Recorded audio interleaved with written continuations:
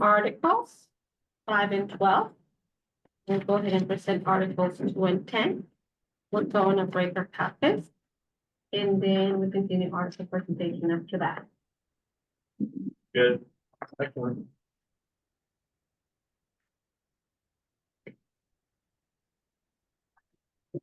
Oh yeah, Jessica's not with us and she presents the screen and I didn't come up with a plan for that.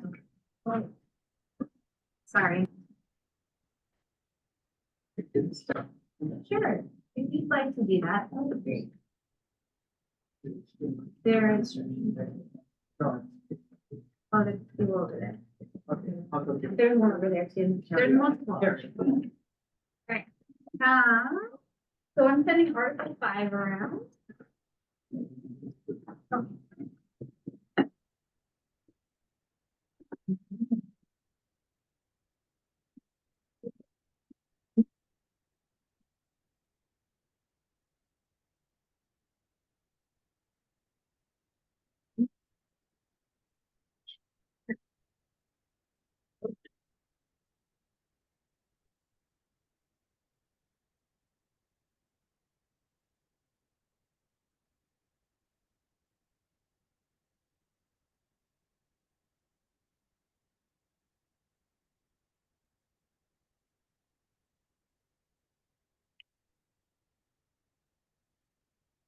No, I printed them off. Oh, no. I'm so sorry. I have no rush. You want this one back? Yes, please. Wait, no. No? Yes.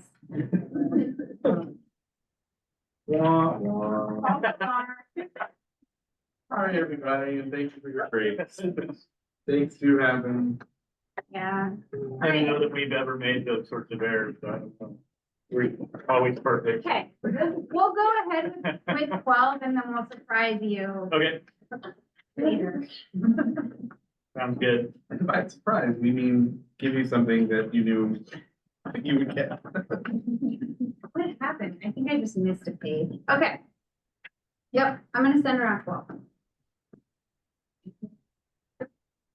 Too soon, Michelle.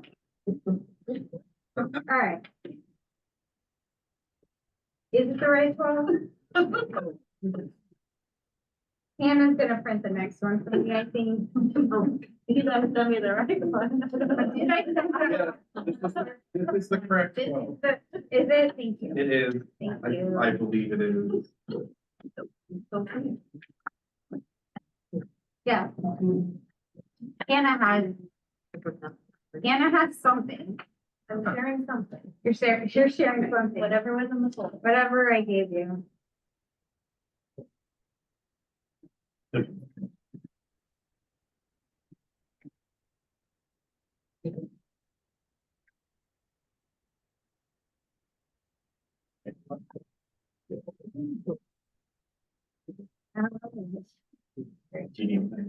yeah.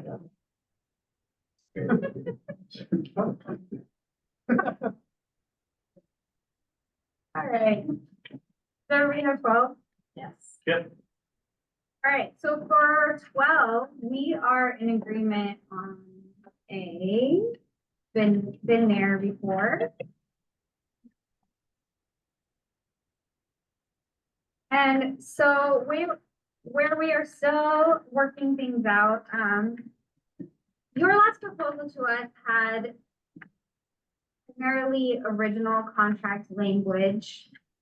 And we were attempting to simplify some of this just because in our conversations in our system and with our members, insurance is very complicated for our members to understand. So part of our design here was to simplify the language so that our members could understand clearly where their money was going if they are to opt out.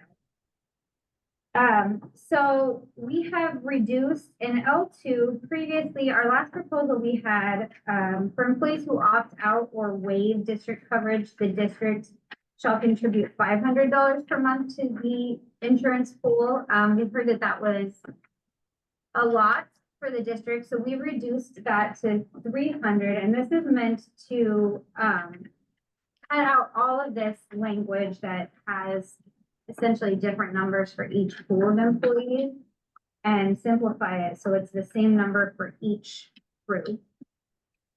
And then if we move down to N, we've kept, what we heard from you is that you weren't opposed to the use of a table, which would, in N, which would again, just simplify all the language that is in N, O, and P currently. And this table shows the amount that would be paid out to employees who opt out of major medical coverage. Currently, these numbers are at 150, 200, and 250. So we're proposing a $50 increase to each of these amounts for these employee groups. And then we changed a little bit the language from our prior proposal. And that was again for clarity for our members on what a section 125 account is. And the change from daily contracted hours to daily contract hours. Anything that I missed? No, I think that's correct. I'll say, I think that there are, there's a couple of interests you should know about. One is just in general, we do have an interest in increasing the amount that goes into the pool and the amount that's paid on opt-out to our members.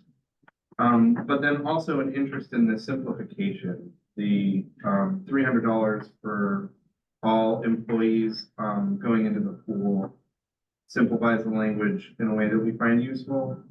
And then similarly, obviously, the grid does that for N, O, and P as well. Yeah, I think one of the things that came up in our caucus is that a lot of our members who don't work full-time and don't receive their full medical benefits through the district can't afford to pay the full cost. And so they get their insurance provided maybe through a spouse or partner or private insurance or Oregon Health Plan. And so that opt-out amount is really useful to them because it helps pay the deductible for their other healthcare that they pay for. And so that increase there was a benefit to them. Worth noting that the 2025 maximum on an FSA contribution is $275 a month or $3,300 for the year. Expect that 2026 it goes up again. Do you have a sense of like how healthy the pool is? I mean, you know, because what you propose is kind of a twofold expense to the district, right? If we have an opt-out with no language, if we had an opt-out, the district would just experience all of the savings from that situation, right?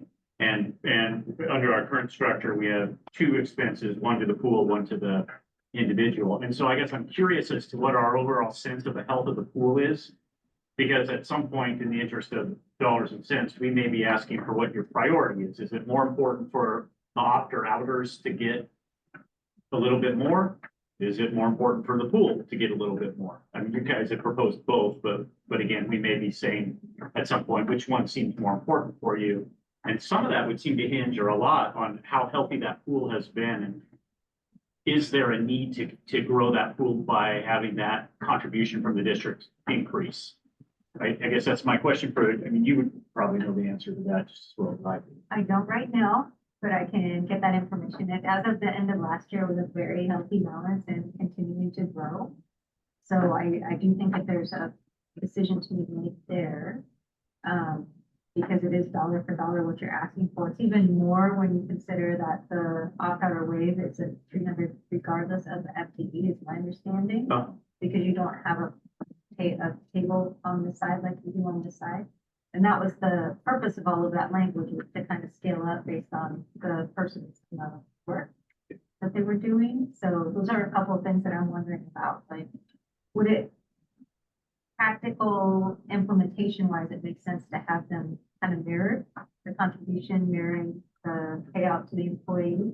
But as an overall increase between the two, which is most important, would be good for us to know. Yeah.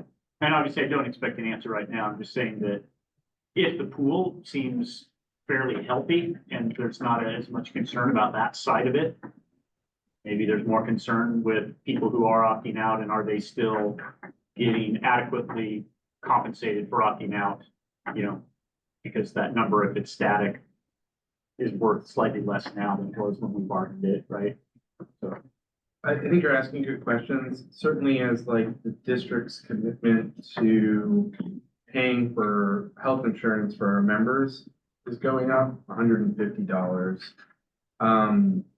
You know, we also want our ability to add to the pool to go up a little bit, so that helps for our members who might not have 100% district contribution get covered. It helps with a number of other cost savings things for our members.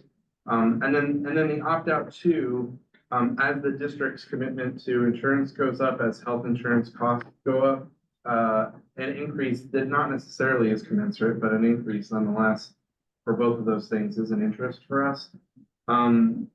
To your question around the different levels on the pool contribution, I think certainly if you wanted to go the direction of a grid, we would, you know, we would be more than willing to see a counter that goes in that direction, but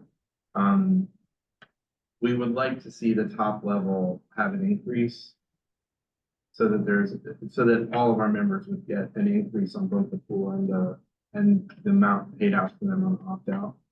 And it's worth saying that when you add both of those numbers together, it is far less than what the district is paying on insurance, right? So if something were to happen that would drastically increase the amount of healthcare signups for our members, I mean, the district would be on the hook for that greater amount. So we do think there are savings there, obviously, that are getting realized, and we would like some of those savings to be realized for the benefit of our members' healthcare. yeah, no, I hear you. I think that's the deal that's been struck in its current form, right? No doubt that if there was full participation by all, the district's costs would be higher than the pool contribution and the opt-out payment. It's like, once you get used to savings, then less savings feels like a increased expense. Sure. You know what I mean? And so that's kind of, I don't know how you budget on that insurance contribution. You don't budget based on assuming full participation by every member, because that would unnecessarily tie up. No, we don't. Dollars. We really just budget from year to year, like historical trends, and Yeah. it increases over time. So it's really about the contributions the district is making and not necessarily whether it's going to the employee so much or if it's going into the pool.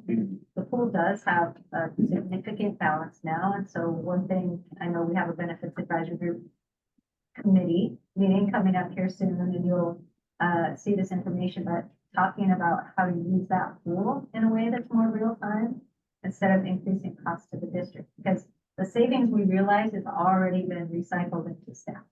Like, that's already part of our operating budget. So it would in turn be an additional expense. Okay. Well, thank you. Thanks for that conversation. I think you've given some good information there.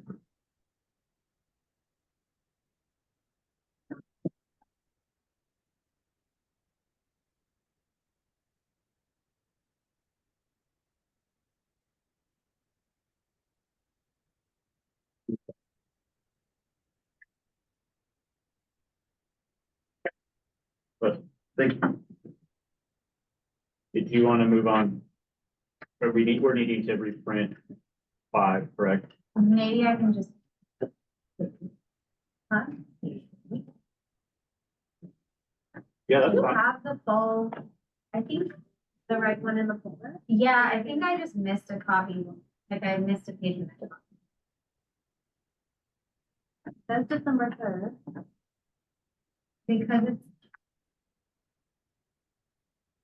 Oh. I'm a little alarmed by the Yeah, fact I think it's just. that I the think I Grinch just is watching. copied it. To be fair, I'm not See that? great. I know, I'm actually like to text a person. Yeah. Missed the middle stage. Missed the middle. Pretty funny. Okay. Yeah, are we okay with that? Yeah. I can print a full copy with the missing middle page. Or I could have somebody else do that. No, why if don't, it's let's, better. in the interest of moving it forward, let's put it up there and Put then it we up can, on the screen and Yeah. then I can walk us through it. sounds great. To be fair, that is like the spiciest part. That's where all the stuff, page two, yeah. It's page two. Um. But yeah, David, could you, yeah, so that they can see it. A little better. There we go.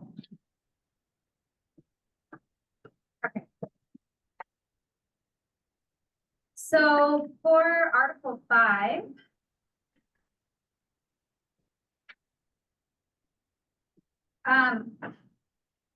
Under B.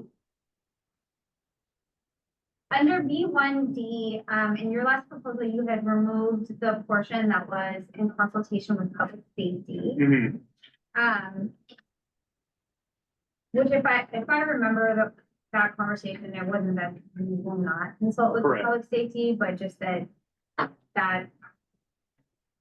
doesn't need to be codified here, necessarily. So our counter proposal here is down in 3. Because we do feel that it is important and maybe like a misstep in some of these, in some safety concerns, some incidents that have a safety concern with them, that perhaps some members of our campus security team or public safety personnel are not necessarily being looped in on matters that would be important for them to do their job. And so we have in 3, administrators and immediate supervisors shall brief campus security and or public safety personnel as soon as possible regarding criminal activity or activity that involves a weapon or that is violent or threatening in nature. And then B, threats against a specific employee work site, particular space at a work site or a school bus. Anybody want to speak to that? Ask a clarifying question, maybe. When we're talking about any criminal activity, we're talking about criminal activity that may be potentially occurring at a district work site, right? Like, or that may be impacting the school in some way. Right. I mean, we may have concerns that a licensed employee engaged in some criminal activity off the job. That's not what we're talking about Correct. here. No, Right? we're talking about, gang graffiti in the bathroom. Administrator might think, well, just take care of this and cover it up, I'll custodian take care of it. Uh-huh. But at the same time, campus security should at least be made aware of the situation. Because of other gangs that might possibly in the school. And it could be a start of some of those. Mhm. So they need to be alert, so that they look out, do, not really an investigation, but just kind of keep their ears open. You know, so Yeah, we have there's a lot of different gangs in Eastern School. There's a lot of fights that are contributed to that in schools. Which can be dangerous. Campus security should be involved. yeah, I'm trying to figure out how to differentiate those situations. Like, I'll give you another example. Every once in a while, we have a concern or a belief that there may be money missing from an account or the office or something like that, and we're investigating it. I don't know that we would notify campus security of that type of a situation.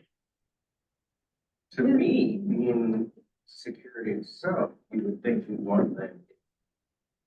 Because security people are the people who have the best knowledge of the campus. Yeah, If you have money missing from a classroom. Fire being started in that.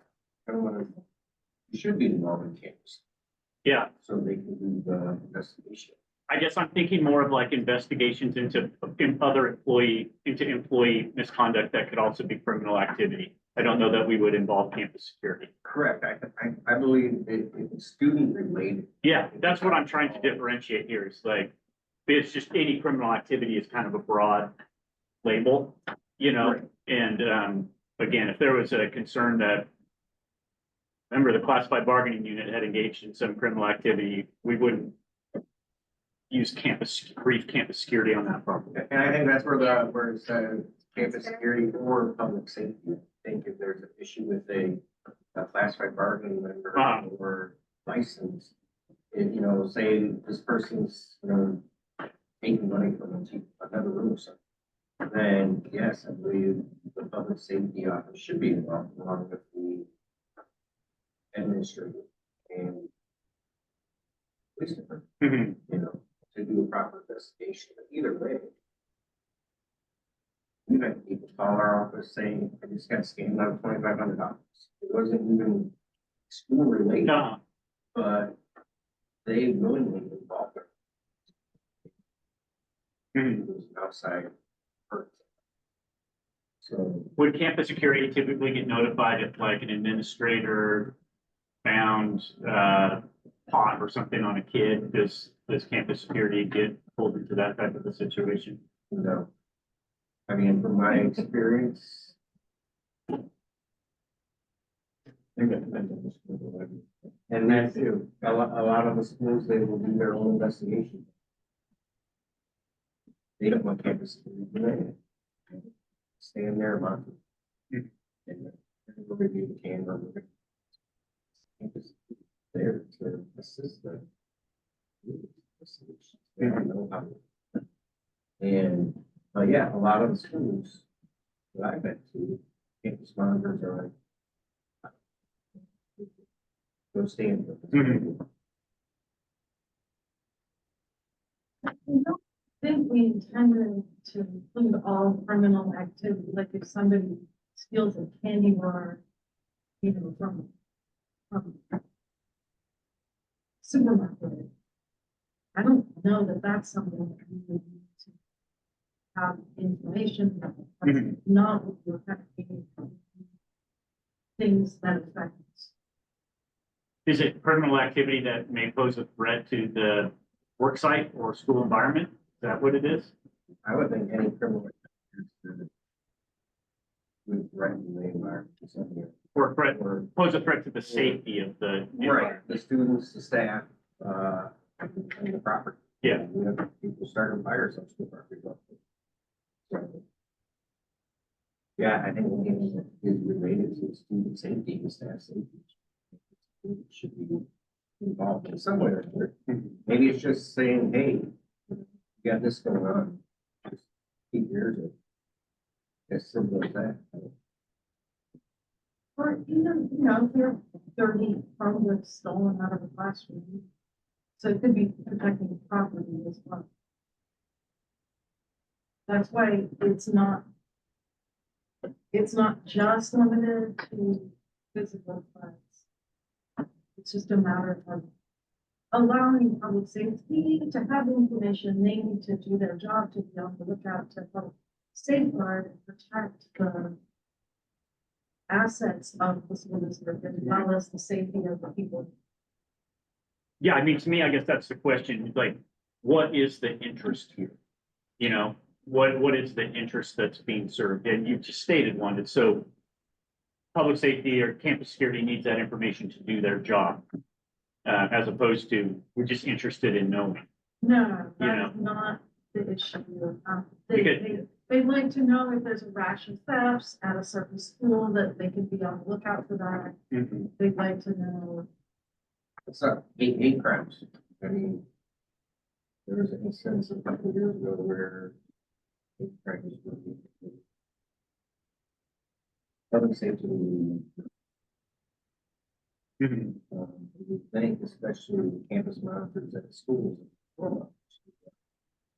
Dealing with things at night, you know, why is this building getting attacked on so? But come to find out, there's something else going on that. You know, the video for that. So, yeah. Thank you. I guess what we're basically asking folks to do is our profession, we would have a daily briefing across the country, however, it didn't apply to us, it was just an information given that everybody should be aware of. It's something, the security thing. say like Evergreen, here's something going on, is briefed about something going on. Lincoln, not necessarily saying that that's their issue or they have to do anything, they know. It's- That's something for, I think, any security post or any security, they brief them, these are some of the things that the district. And I'm sorry, I have a hard time hearing you because that fan's going pretty good and my hearing's not great, but I think I heard what you were getting at. I mean, for me, like, there's gonna be an administrative decision made as to what type of investigations campus security might be helping to conduct and which ones like law enforcement is, like my missing money from an ASB account or something like that. The district might decide we're gonna have law enforcement investigate that, like we don't really need to involve campus security because they're not investigating that, or maybe the district does want to involve campus security and say, hey, have you guys seen anything, or you may be, but I feel like a lot of that's an administrative decision as to Well, how it could be something's being administrative investigated. call, but it's still a part of TJ in this thing is security, which is knowledge of what's going on. Mhm. So again, a briefing would be, there's money missing. We have the police investigating it. That's just an awareness. Or there's money missing and we need to look at the videotapes. You know, but it's still that awareness. Yeah, You focusing in on putting our folks in a position to succeed is correct. And, you know, I think what William's speaking to is that chance favors the prepared, and we want to make sure that our public safety folks are prepared.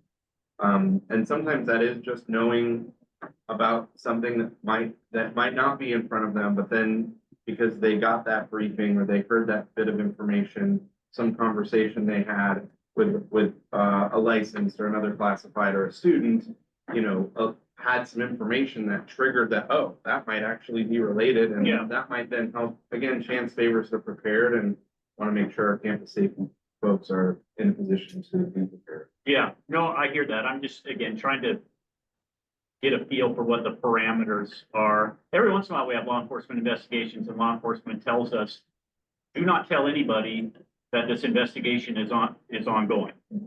They have their reasons sometimes for saying that, you know, and I wouldn't want to be tripped up by like contract language. Well, we need to provide notice for the contract language. We have law enforcement telling us not to. So I get the obvious ones, like when you say like, hey, there's like a swastika in a bathroom or something, like campus security needs to know about that. We shouldn't just take care of it and never let you know about that. I get those, I guess, like when we get into the gray area, but the contract has to apply to all of it, that's when I start just getting nervous. Yeah. There's also the caveat of as soon as possible. So in an instance, if you have embezzling going, obviously you don't want that knowledge out there that the law enforcement is investigating that. Mhm. You would just inform them after the investigation was concluded. Okay, there was an investigation into potential embezzling, blah, blah, blah. Yeah. So that gives you leeway to determine as administrators when to share the information. If it's graffiti in the bathroom, like something inflammatory, they would want to know immediately because they need to be aware that the situation is, you know, potential. Yeah. Again, not to argue the point too much, like the embezzling example, like why would campus security ever need to know that we had embezzling going on if it's not something that campus security observes or is in charge of watching out for? Why would they need to know any more than our SEAs would need to know there's embezzling going on, or you know what I mean? Because it's not something that's within the scope of their job. That's what I'm trying to gather. Is this something that is related to their job and somehow, or allows them to do their job? Because there's a set of criminal activity that doesn't fall into that category. Obviously, property crimes do, violence on campus does, but some criminal activity that we get into doesn't fall into that category. I guess that's what I'm. So I appreciate you trying to focus it, and it sounds like maybe you're not ready to accept it as is, but we would appreciate a counter proposal for Yeah. your team that maybe focuses the language on student behavior and property Yeah, I'm more than happy to move on. I want to make our counter proposal well informed and Yeah, no, I appreciate the that. interests that you're bringing. Okay, thanks for that. Okay. So moving on to D, we had I think a great conversation about this the last time that we discussed, workplace injuries. So I think we were just, attempting to make this language a little bit more active on the district's part. To make the information about reporting workplace illness or injury, more accessible to members. So we just made like a couple very minor changes to the language here, and one of the changes was, just to change from filing to reporting, just a little bit outdated language, to only file if you report it. And to provide information instead of just making it available. And we had a little bit of discussion last time we met, or last time we discussed this about, maybe making it a little bit more active on the website, a little more accessible to members as to how they can, report injuries if they occur. Can you remind me from that conversation, were we finding that it wasn't in a very obvious spot on the website, or that it was, that you had to maybe go through some couple hoops to get there? It's I don't available, remember. but it's hoop jumping. Is it? Yeah, this language is just a little bit more active, less passive. And so, being a little more active on this, we think is positive. I also don't think it's that hard to comply with. Got it. So the jumping part, make sure it's worth like extra, right? Because right now, the conversation was, we want an icon in my HSD. And right now, people can get to my HSD, and it will be one click by one, and then click it. I think the drop down didn't have the injury one. Didn't have it. I feel like it didn't have the one we talked about.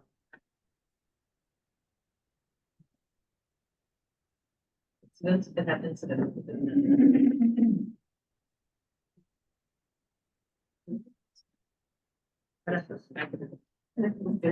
Yeah, it's Maybe not. So, yeah, it will be, right now, it's just one click extra than having an icon. if we had an icon, it took us to a page with links. So it would be personal injury. Okay, yeah, but one click to get them to that portal. I think a good test is whether I could do it. And if I can, then it's just easy. Currently, it says, if I want to, and then it says file an accident report, so it doesn't address, it doesn't talk about illness. So it's an accident report, which might not be as clear as a workplace illness or injury. And this is to bargaining unit members, so this is like a, not necessarily filing an accident report, student or something, that would be a different file, right? I mean, I think it's good to work on these things so that people can have as easy possible path to get there. Yeah, and I would ask, like, for what kind of David's talking through, like, who's available to answer member questions? Is there a district like ombudsman for workplace injuries? Is there like a go? Yeah, our risk manager. Yeah. Yes.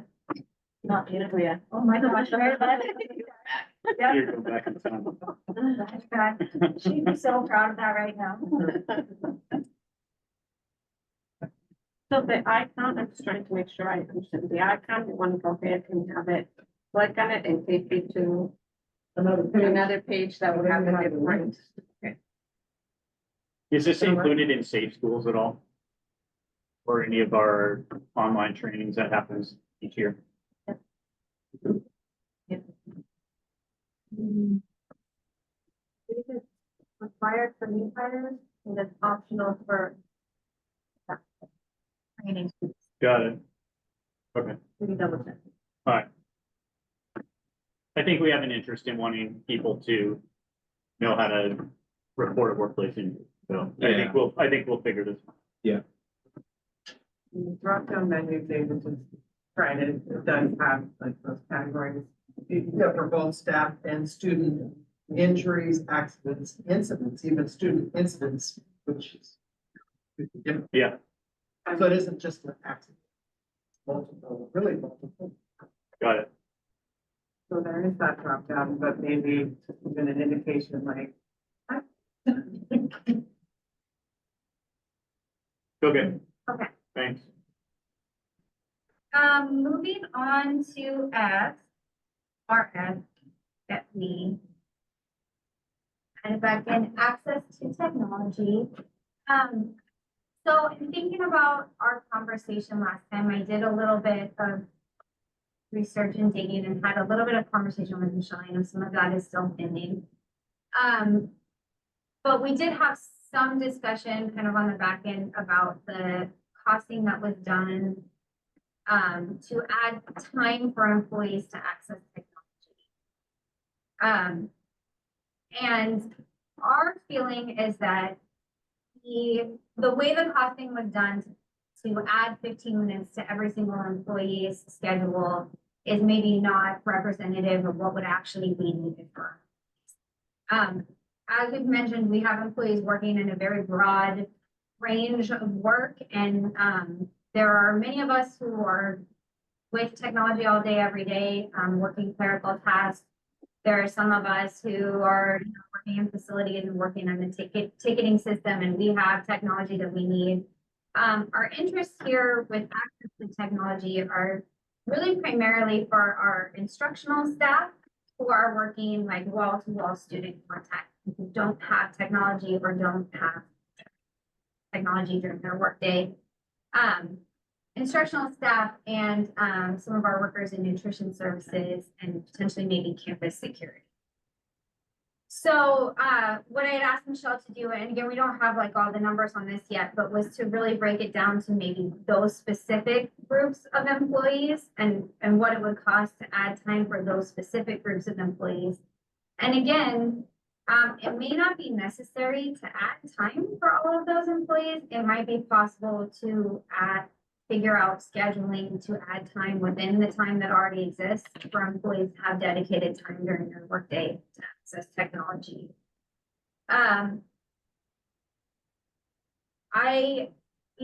Brian, when we spoke about this last time, you had said it is a supervisor's responsibility. If you're sending out communications via email, it's a supervisor's responsibility to ensure that their workers are getting the messages that they're sending and finding time within their workday to make that happen. And I could not agree with you more on that.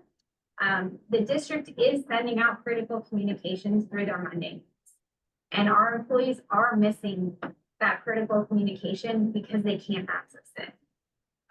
Part of my job is I work on the help desk and I answer calls from employees every single day, many of them classified staff who are trying to access their technology. We had a pretty robust conversation last time. We talked about this, about how some classified staff choose to use their personal devices to access HSD resources. Maybe they want to get into their email or check their iVisions from their phone or their personal computer, which, we all probably have done that. I personally, and you can speak to my coworker Vince, who also works the help desk, I have calls several times a week from primarily classified employees who are trying to use their personal devices to access HSD resources. We have network security resources in place that are designed to prevent people from accessing our network resources from machines that are out of date, that have out of date operating systems. So what happens is I'll get people calling saying, hey, I'm trying to get in, I'm trying to access my email, and it's saying like it won't let me, that I need to update my phone, but my phone's up to date. And I have to tell them, I'm so sorry, you can't log in on your phone because your phone, I know your phone is saying it's up to date, it's literally too old, it poses a security threat. Our system is designed that you cannot log in with your phone. Okay, let me try on my laptop. I'm sorry, I'm seeing that your laptop also is too old. Can't log in on your laptop. And they're like, well, what option do I have? Do you have a device from your school maybe? Did they give you a Chromebook? No, they didn't give me a Chromebook. Okay, so I don't have an option. There's no option for you. The option is next time that you're at work, you log into your iVisions and check your paycheck while you're. That's the only option I have available for you. I can't help you. And these are not like here and there. These are, I mean, like, we're having these conversations often on help desk because the district is not providing adequate technology for its staff. So they're not able to access their email. They're not able to access, like, look up their paycheck, update their iVisions. They're not able to do these things.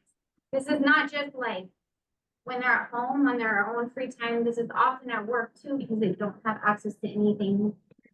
Hours, they don't have a phone, right? They don't have, they're trying to just like check their paycheck on their break in the lunchroom on their phone, and they can't do it there either. So this is a serious issue for many of our staff who really just don't have the tools they need to be informed and get their work done.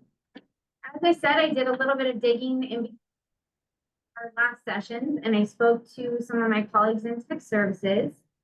I know that tech services is getting ready, like we're preparing some of our old Chromebooks that were previously used for students and getting ready to deploy them out to schools.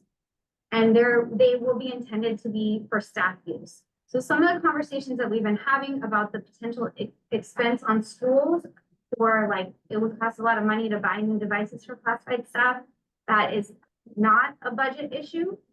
Those devices will potentially be available for staff in the coming weeks. And so with those things in mind, our team would like to repropose some of our previous language with some caveats or some limits in mind. So in F1, we have the district shall provide adequate technology to employees to fulfill their job duties. Technology provided may include, but isn't limited to. And we have the things that we previously had proposed, except that, oh, I just struck it out, I didn't delete it. But for educational assistance, special education assistance, and media assistance, a fully operational Chromebook or laptop. And we removed the part that said not more than 4 years old. So the intention here is that those Chromebooks that are coming out to schools could be deployed to staff. And I think when we spoke about this previously, we talked about when we had proposed previous bonds, we proposed them thinking about our licensed staff and our students. And we hope that in the proposal of future bonds, we're thoughtful about the needs of our classified staff. For campus security, a fully operational tablet or mobile device or cell phone stipend, and then at every worksite, a shared computer dedicated for all classified staff use that is fully operational and has printing access. And then in 2, the changes here are intended, like, we understand that there is a big shift in asking for an additional 15 minutes of time for staff. And so the shift here is beginning in the next school year. So in 2025 to 26, all classified employees will be provided at least 15 minutes of dedicated time within their daily work schedule, not to include rest and meal breaks, to check email or other digital resources. And again, I think if we are thoughtful and creative, I believe we can come up with a solution to this problem. I think the conversation that we had last time was like, oh, this is a big problem. But in digging into this, I do think that there's a potential solution here, and I'm willing to keep working on it with the next one. Can I ask you a question about the lab? You were talking about tech services is like refurbishing some devices or preparing them. For those, and when you're thinking about like in A, remind me, I mean, are we talking about literally assigning a fully operational Chromebook or laptop to each employee, or is it just that they're available at the workplace somewhere? And when you were talking with tech services and they were talking about repurposing them, was it on the level of like literally giving one to each employee? Like this one's yours and yours alone, or was it more like a set number of them at a work site that people could come access? So I would defer to Luis Chavez for that information, but there's hundreds of Chromebooks. They're gonna be deployed out to the schools. And, it's up to the schools to determine, at this point, it's up to the schools to determine how those are used. So our proposal, since students already have one-to-one Chromebooks, is that these Chromebooks that are going out to the schools, instead of sitting in a closet somewhere, they are deployed to staff. Because for now, they would be surplus.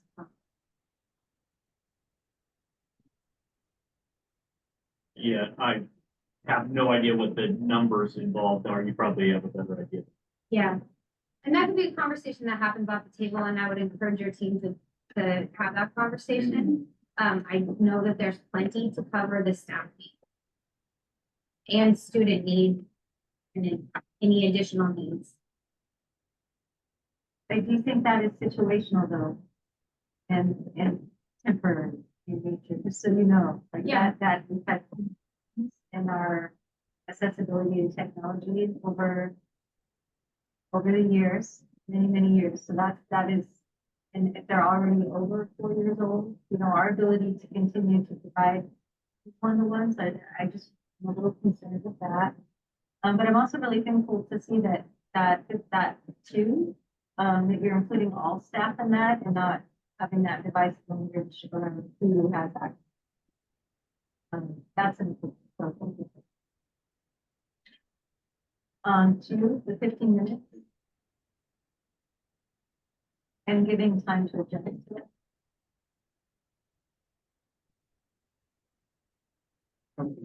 Anybody on our team have any other questions on that?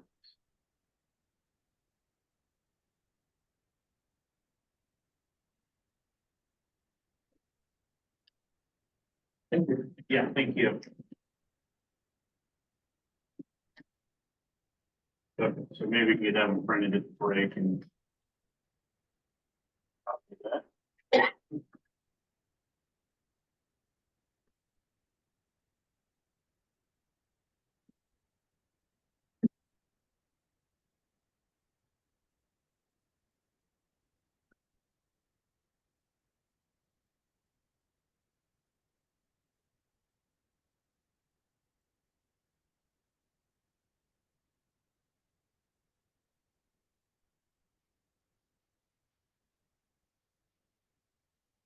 All right, that's probably Article 2 that's getting passed around.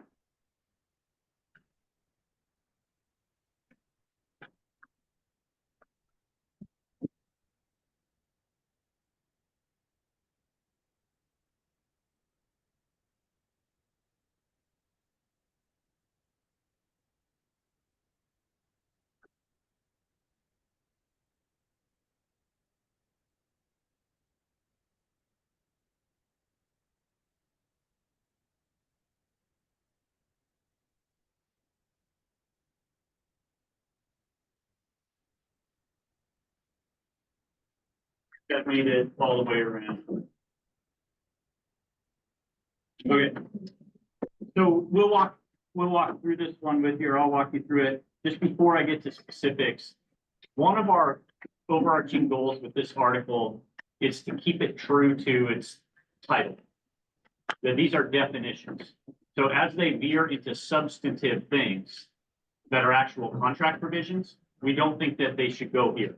I mean, if this is like getting beyond just defining what something is, to go in that subject specific article, I think. And so as we try and work through these, and some of them feel more like they are prescribing activity or prescribing obligations on the district and go beyond being definitions, that gets problematic for us.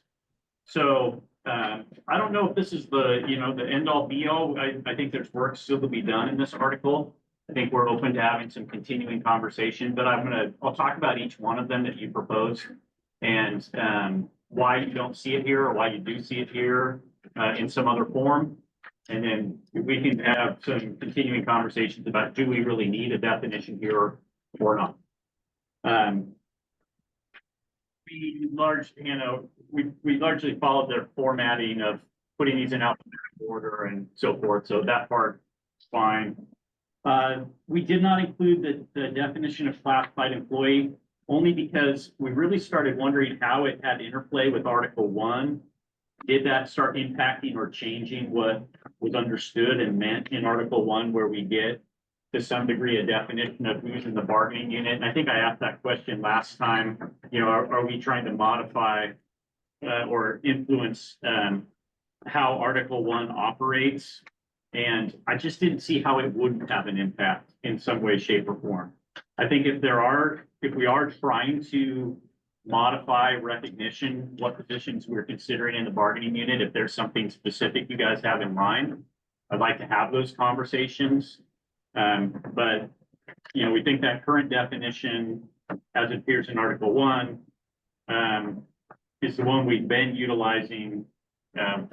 We know how to apply it, and so adding this definition made us concerned how those two things would work together.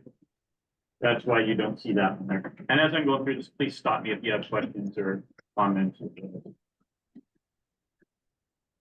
Due process, I think we just framed it a little bit differently for brevity.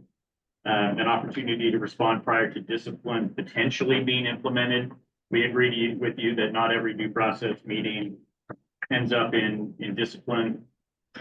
So we just prefer that language, and be good to hear from you folks whether you feel like that's not hitting the mark. Essential employees felt more like a contract term than a definition. It didn't really talk about who gets what an essential employee is or who one is. It just says what can happen with them. They may be required to, and maybe that is the definition. You're an essential employee if this is true. So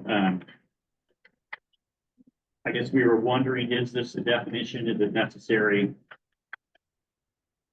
I don't disagree with the fact that if employees occupying positions identified as essential may be required to work on days under emergency closure and delayed start. Just curious as to whether that was really a definition and whether it was one that was needed.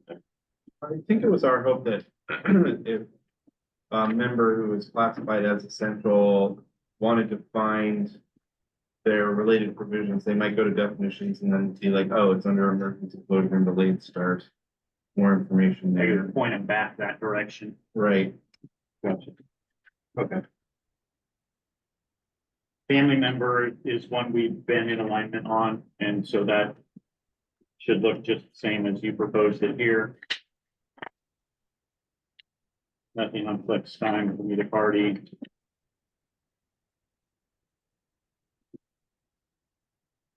The immediate supervisor, and I guess I can speak to supervisor as well. I want to figure out a way we can get at one of the main concerns you expressed, and that is people knowing that their licensed counterpart or colleague or a lead employee is not their supervisor. I think we want to have that conversation still. I think the struggle here is that supervisor, again, is a statutorily defined term under the Collective Bargaining Act. And this definition doesn't match that one completely. And so I start worrying about whether we're impacting other considerations through this definition. Some of the elements of it are here that, but it's not, it doesn't mirror the statutory definition, which I wouldn't want it to, because that's kind of an unwieldy one. You know what I mean? The statutory definition of supervisor is more like the layman's definition of manager. Yeah. Yeah. So I think that's the worry there. And then, you know, some of the stuff, we definitely agree that licensed employees and lead workers are not supervisors. But, you know, when I look up in the immediate supervisor piece, I think our team had conversations like, do lead employees, are they in some way responsible for saying when meal and rest breaks are, or is that not, or how work should be kind of allocated within that shift? I think we had a question about that. I think a conversation around this would be helpful. Certainly, like, as you articulated, we do have an interest in our members being able to kind of figure this out a little bit better. I think we've done some work on that collaboratively in a number of articles throughout the contract, and for definitions, it made sense to us to have something here that was, clear enough for our members that their immediate supervisor would not be like a case manager or a licensed. Certainly to have a lead doing some amount of coordination of breaks is not problematic until there's a problem, at which point our member needs to understand that their immediate supervisor is the person they need to go to with that problem. It isn't the lead who might be on the ground that day coordinating breaks, but actual supervisor. Yeah, is there some definition of supervisor that your team might discuss that, are there pieces of this that like we should be talking about? Yeah, I don't know. And maybe using the term immediate supervisor, supervisor is the statutory term. So that's the one that's giving me heartburn. Because And that's somewhat understandable. I know what that means under the law and what impact that has. There's 8 pieces, and it's fire and the ability to adjust grievances and all those Exactly. things. Yeah. Yeah. I was one of the people who pushed really hard for this to be included in the definitions because, in the contract, we refer many times to the immediate supervisor as the person responsible. And some of those duties can be delegated, like scheduling breaks can be delegated, but the ultimate responsibility is on that immediate supervisor. And so and in my department, it's very easy because we have transportation supervisors and everybody knows like that is a supervisor. And it makes it really clear in some of the other workplaces, it's very difficult for people to know who is their supervisor. Is it my lead? Is it the licensed staff I'm working with? Is it the principal? And so we wanted to have some definition in here to give guidance to the members so that they can literally look in the definitions and determine, okay, it's this person who does my evaluations and signs my paper, like kind of the person who's responsible. If there's a problem that I need to address with my immediate supervisor as directed in the contract. So if there was discussion about maybe having the definition for immediate supervisor and then having not defining supervisor. It sounds like that would alleviate your concern because what we're referring to is all these places in the contract where we refer to immediate supervisor. Yeah, and that may be a way to go. I mean, it's the supervisory one that's throwing me off. And again, when I look at that, directs a group of people for an area, well, a lead worker could arguably direct one or more persons, right? They could also, a lead worker could ensure that tasks are completed in accordance with policy. I'm thinking of like Ray's department, wherever Ray is, like a custodial. He's doing work presently. Lines right now.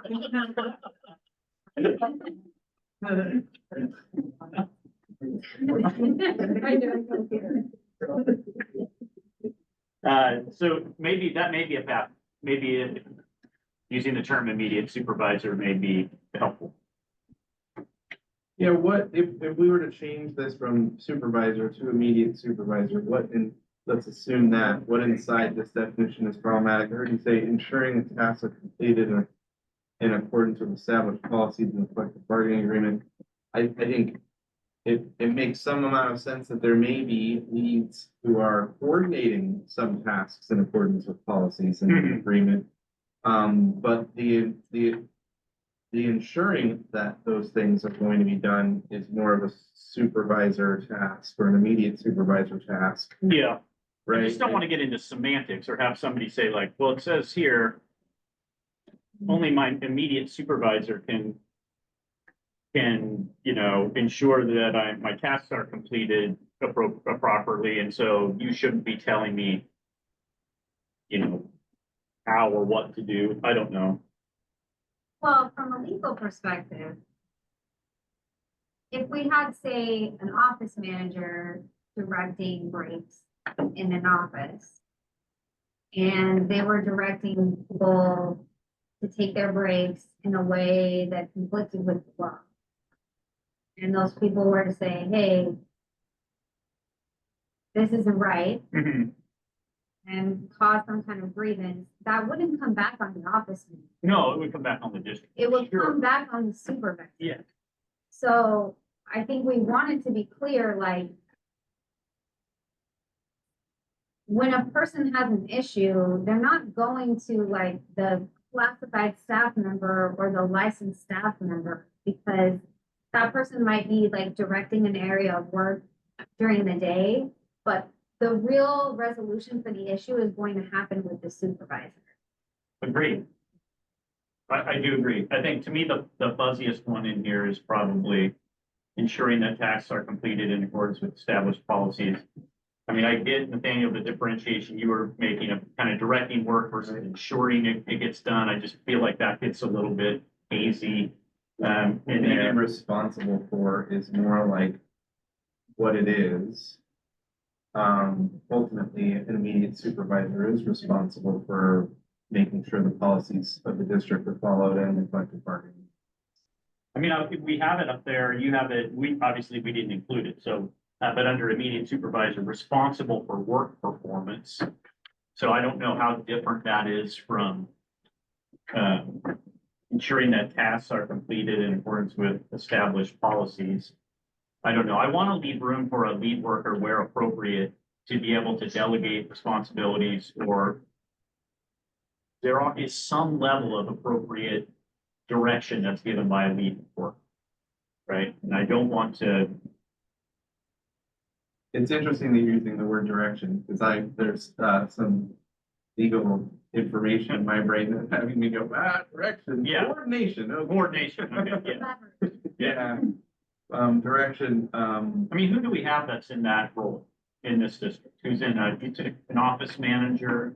Dispatchers, they The told us shop where to floor. go, so shop foreman, would be more. And so, like, what is a head custodian? What do you rely on them to do in the way of coordinating work of other bargaining unit members? Well, yeah.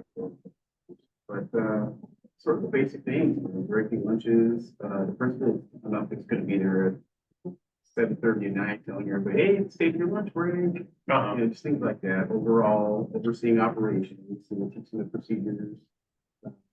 Anything disciplinary or that kind of thing should be dealt with the principal. About the basics, just showing them around, showing them what to do. Lunches, I think definitely. Other classified units can participate. Who sets up, like, who cleans where and when, and things like that? They- Like I said, it just makes sense because doing supervisor, I can't be at 46 sites telling people what to do every day. It's impossible. I can't even fix the lines. Yeah, it's in their job description to, oversee the basics, right?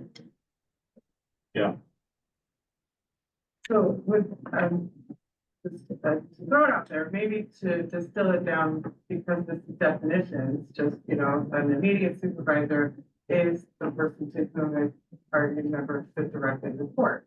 Or, Yeah, something more like, because this really, we wanted it in because our members may go to definitions before teasing out what Article 1, like, the district and whose name doesn't tell them who's my immediate supervisor. And I love that we have that consistency. So maybe just the function of it is within HSD, no matter who the immediate supervisor is, just some very simple verbs. Like, this is the person to whom you report. This is the person who will interact with you in a disciplinary way, those types of things captured. Don't change the statutory definition of what a supervisor or a manager and what, just to kind of say, this is your direct report. If there's an issue, this is the person who ultimately helps you navigate. yeah, and it relates to grievances too, in that, a step one grievance would go to the immediate supervisor. Yeah. We certainly don't want one of our members going to a licensed staff with a step one grievance. Or another classified lead, right? you know, we would encourage our members to use open communication with their leads, you know, to resolve problems even at that level. But if there is something that rises to the occasion of even an informal grievance, we want them to know where to go. The statement, licensed and classified staff are not immediate supervisors. That's probably not problematic. I agree with that statement. Yeah, okay. There's some amount of squishy area in the first Yeah. sentence, and then maybe a little less, but still some maybe in the second piece. Yeah, well, I mean, when your example of a licensed, you know, if I'm an ed assistant working with a licensed employee in a classroom, they probably are doing some level of ensuring that tasks are completed in accordance with established policies. I would think the licensed Yeah, person is on some level. yeah. So that is the part that I'm. The buck doesn't stop there on those policies and things, but they're doing some amount of that work to make sure it's happening. Yeah, For okay.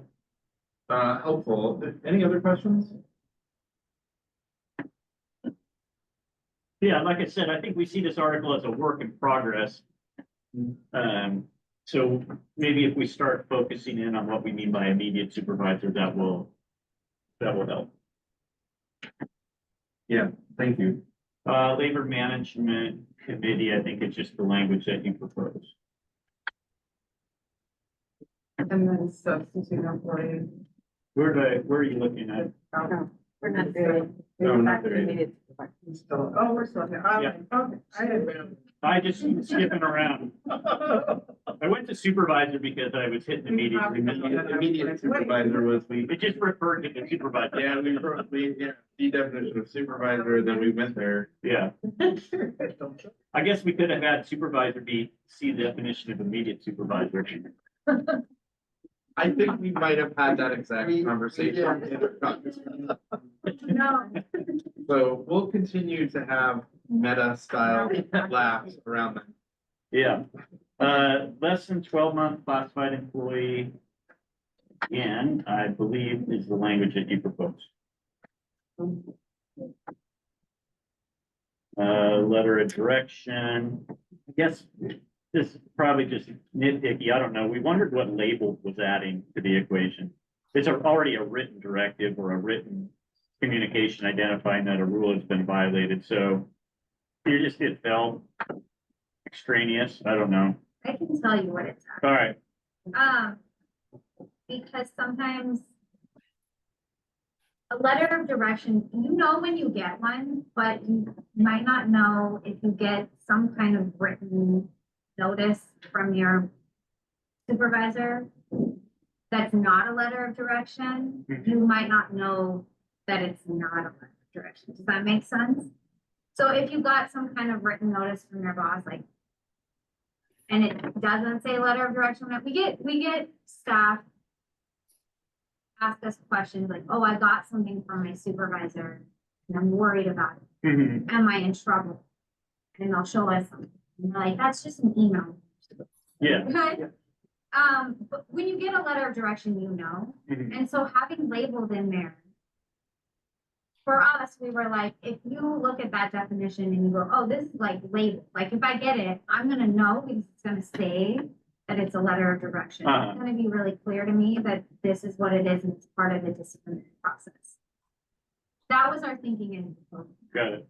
Differentiate it from like an email that says, hey, next time this happens, can you please remember to lock this door, you know, or Exactly. something like that, which is not a letter of direction. Exactly. Okay. We agreed with the strike of typically.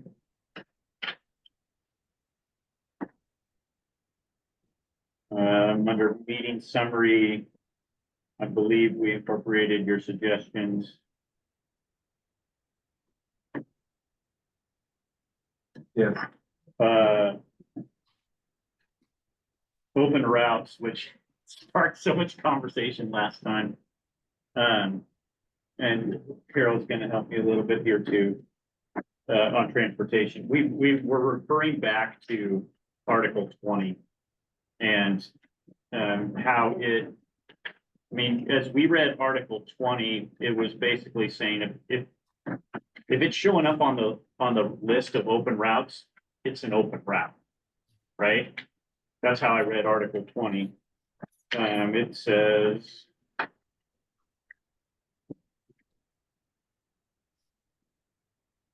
those routes that are available after the first day of following service by posting and maintaining an open route list. So does this definition modify that? A couple of issues that we're having, and I think these came up in our conversations last time.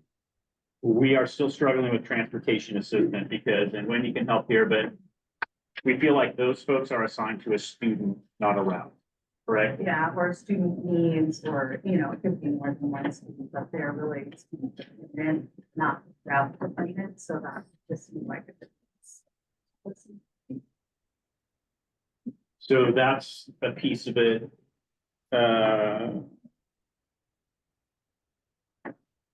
Carol, what am I forgetting here? I think the other thing is where do some of the one-offs come in? If it's a route that we need, especially if we get a bunch of kids, we're really gonna have to tear routes apart to work them in. So we just started with a temporary route to get it covered for a few weeks until we can, you know, really get them assigned. And then, especially right now, this last year in particular, the major construction of a couple of the big roundabouts in our area, we had to do some real creative one-off stuff to try and piecemeal it together. I think also, you know, we have drivers in training, and so we are looking to fill those, you know, pull them into it with routes that are left over after the fall initial routing thing, so that they're learning the routes and sticking them in there. There's just a real hodgepodge of trying, you know, what does that mean? And, you know, when Brian was talking, we went back and read the original language in Article 20. To me, that speaks of what the intent was when this language was originally put into the contract. You know, open routes are those that are literally left over, or somebody resigns and there's nobody left to fill. That's an open route. And that's what it would be posted in on that list. I think the other thing we've run into this year in particular, seeing more people on long-term illness or on a, who's got long-term illness, but now like, the new family leave act, Crazy. you know, this long-term thing, Yeah. and it's, And you guys did account for that. You accounted for that in your definition. But I think Print that out. part of the piece, I think, in here that was feeling not completely accurate for us was any route that does not currently have an assigned driver, because of some of the things that Carol was talking about, where there may not be a driver as of this minute, but the route may not continue to exist. I don't know. So why no counter proposal? I think that's a good question. How do you define open route? And do you have a objection to a definition being in this article? Again, I think we went back to Article 20 and we're really saying to ourselves, does that not control it? It says an open route is one that's posted on the list of open routes. I mean, I It's would love, self-defining itself. I would love for Article 20 to control it, and I think the only reason it's come here is that we've had issues with the definition of Article 20. I mean, it's been unclear in Article 20, and so we've brought it here to provide clarity. And I don't believe it was unclear. What happened, like, there were some retirements. I had been asking for more than 3 years to have a sped. There was a retirement. It was kept secret.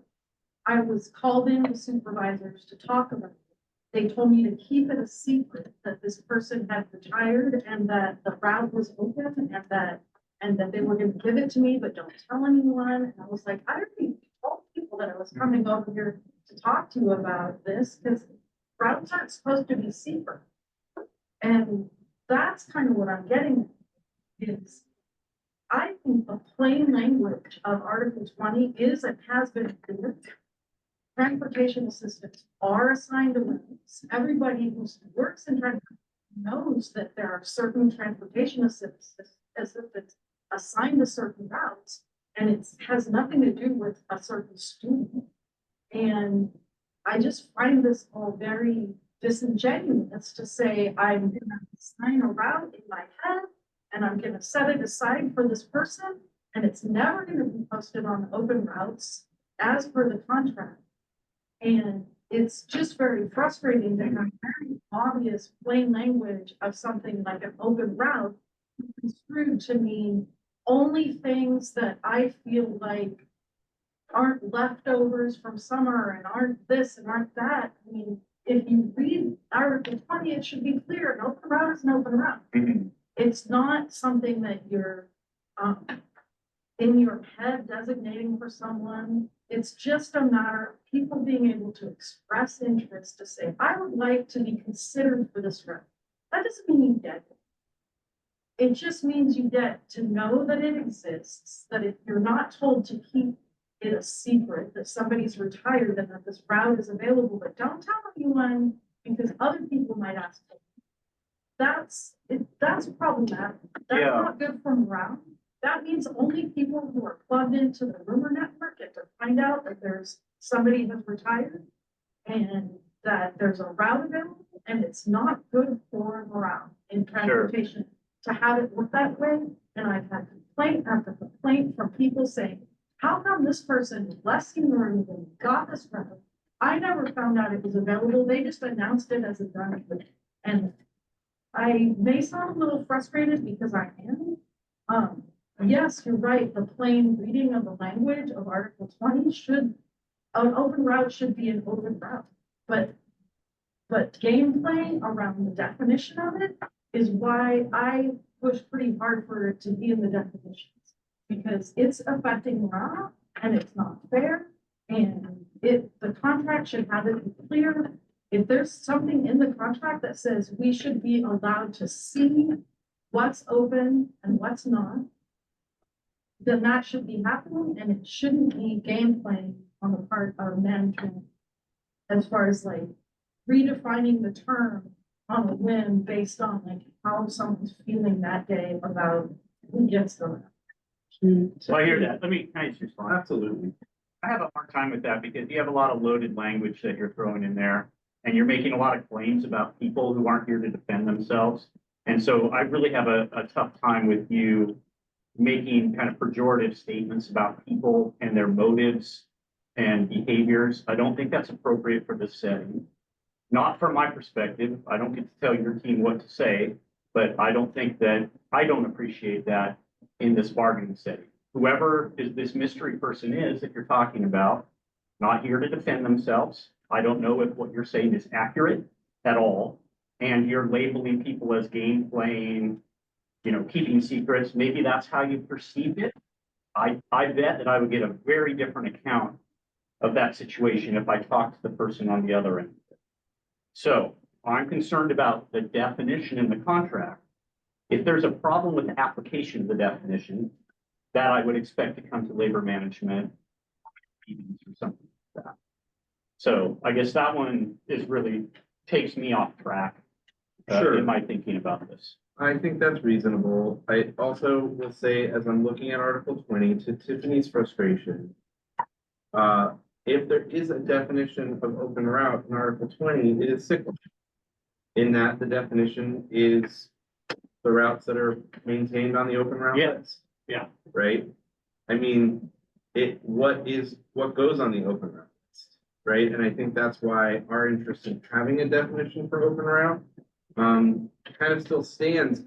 I think we would have loved to have seen a counter from you and your team around what you feel like the definition of an open route is. We want mutuality around what that is. Mm-hmm. We would prefer that not be left to some one or multiple even individuals' discretion around what is an open route. There's language in the contract that refers to how it should go. It's a fair process. where people can express their interest and then it plays out. And we've had some negotiation around that in this round of bargaining. So to be on some concrete ground that we're all standing on around what an open route is, what goes on the list for open routes, right? I think it's important. I think we would love to hear from you and your team what you feel like that definition is. That would help us. And if, I mean, this may be one where if we need more clarification, we've TA'd Article 20, right? Yes? Hannah Yes, said yes. Yeah, I mean, I would almost see us mutually agreeing to reopen 20 for this very limited purpose, very, very limited purpose. Here's why I say that. Yeah. We have an article specifically about transportation. Yeah. If I'm a transportation employee and I have a question about transportation, I think that's directly where I'm headed, not necessarily the definition section, just because it's such a unique department. And so if we're going to try and get our hands around what it means to be an open position, it may be, I don't want to reopen all other issues in Article 20 or new issues.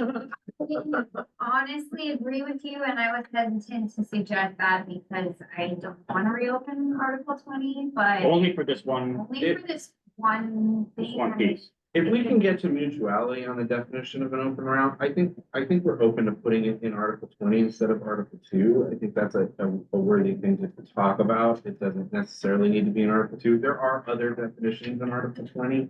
So I think the important thing is that both teams are on the same bedrock as far as our understanding of what it is. I mean, for what it's worth, I am hearing that there is a definition. And I would, There is a definition. and I was just gonna say, when this came up, and I would like to say that it is the only time in my tenure at transportation that has been thrown in my face. We discussed this at that labor management meeting, and as we went through the process of trying to explain it, and I was thinking like there had to be like a one-line sentence, you know? Yeah. And later I sent that to you, that's what I work off of, as well as the other supervisors. That's what when we say open route, that's what we look at when we put things on there. Yeah, I have it in my email. And You if tried that to needs give to a be, definition of open yeah. route.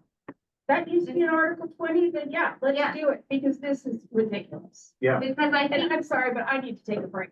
I think it would be good to have for us all to have clear understanding of why.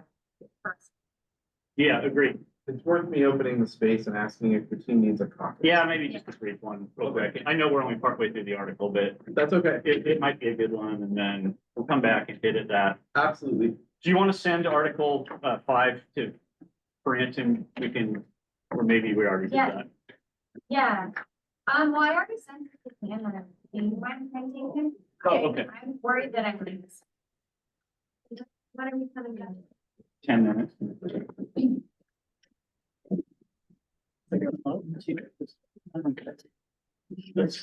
Thank you.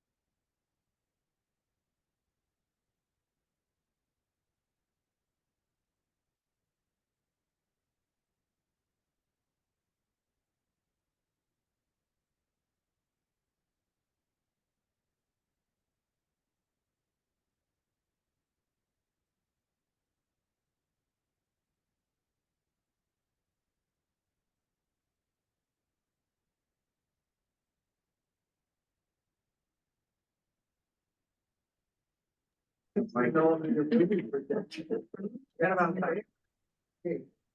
Hi. Hi, welcome back. Welcome back.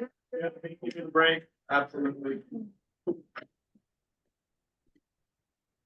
Oh, thanks. Article 5 this one. Thank you, Hannah, for that. Yeah, thanks. Thank you, Hannah. I think where we left off on 2 was open route. We're agreeable to reopening 20 for that very limited purpose. So if that seems like a path forward for you guys, then that's how we would suggest we go about it. And in fact, we may bring that because I think we maybe have something in mind on that piece. Yeah, we also, just uncovered an email that we had gotten from Carol after a labor management meeting with a definition of open route, that we probably should have considered too, Okay, when we put it into definitions. So we'll have some conversations about that as well. So okay, it is worth saying there were some conversations in labor management about that, and we do think there was at least an informal level grievance on the matter too. So there are a couple of processes that had been attended to, but I think for now, we're happy to move on. okay, sounds great. Program of assistance for improvement. Fine there. Same language. Substitute employee, we are different. Here we are trying to be a little bit careful. It obviously has some pretty significant ramifications when somebody moves out of substitute status and moves into bargaining unit status. The district incurs things like insurance obligations and whatnot. So we just feel pretty careful about when that happens. So, we had proposed actually to make it a longer period of time. You guys picked up the 90 days, but took out the consecutive. I think wherever we end up with this one, the lack of consecutive is going to be problematic, primarily because it's a little bit hard to track and may not really indicate. And when I think of what makes a substitute versus a bargaining unit member, it's some level of permanency or a longer tenured relationship, right? And without consecutive, it really still could be spotty. And so that would be our concern, is we could have somebody who was here or there throughout the year. It would have to be in the same position and location. So obviously there's controls there. But I think that consecutive for us is important, regardless of what number we end up with there. So that's our concern on that one. We talked quite a bit about the supervisor piece and how it may be an immediate supervisor definition, like better there. We agree with your deletion and appreciate your deletion of 12-month classified employee, because it's just again, a definition that feels unnecessary. We made that pronoun change in workdays and added back that missing minute In the work week. in the work. Can we talk some about substitute Yes. employees? So we certainly had some concerns that came out of a few conversations we had with new hires who had been substitutes, some who had been substitutes for several years, and had been working like most of those of 2 school years, for instance. We certainly have some obvious concerns with that. We'd rather you employ a classified member permanently in that situation. When we pulled the data that we got from the district, we did find that the district was, as far as we could tell, in compliance with this definition language. But it was looking a lot like around 55 to 59 days consecutively, that they would miss a day or be moved to a different position or different location. Which we felt like, while was in line with the letter of the contract, was kind of abusive. We would love to have a conversation about like what is like, we don't want this to be an expansive definition. You're proposing a 50% increase from 60 days to 90 days. From our review of the data, that kind of means you could have someone in the substitute position for an entire school year. It's not hard for you to use that consecutive word to make someone a permanent employee. We think that's a cost to the district that probably the district doesn't love. But we also feel like it would be better, our students would be better served if that were permanent classified staff. Where's the district on the need for substitutes of that nature? And how is this?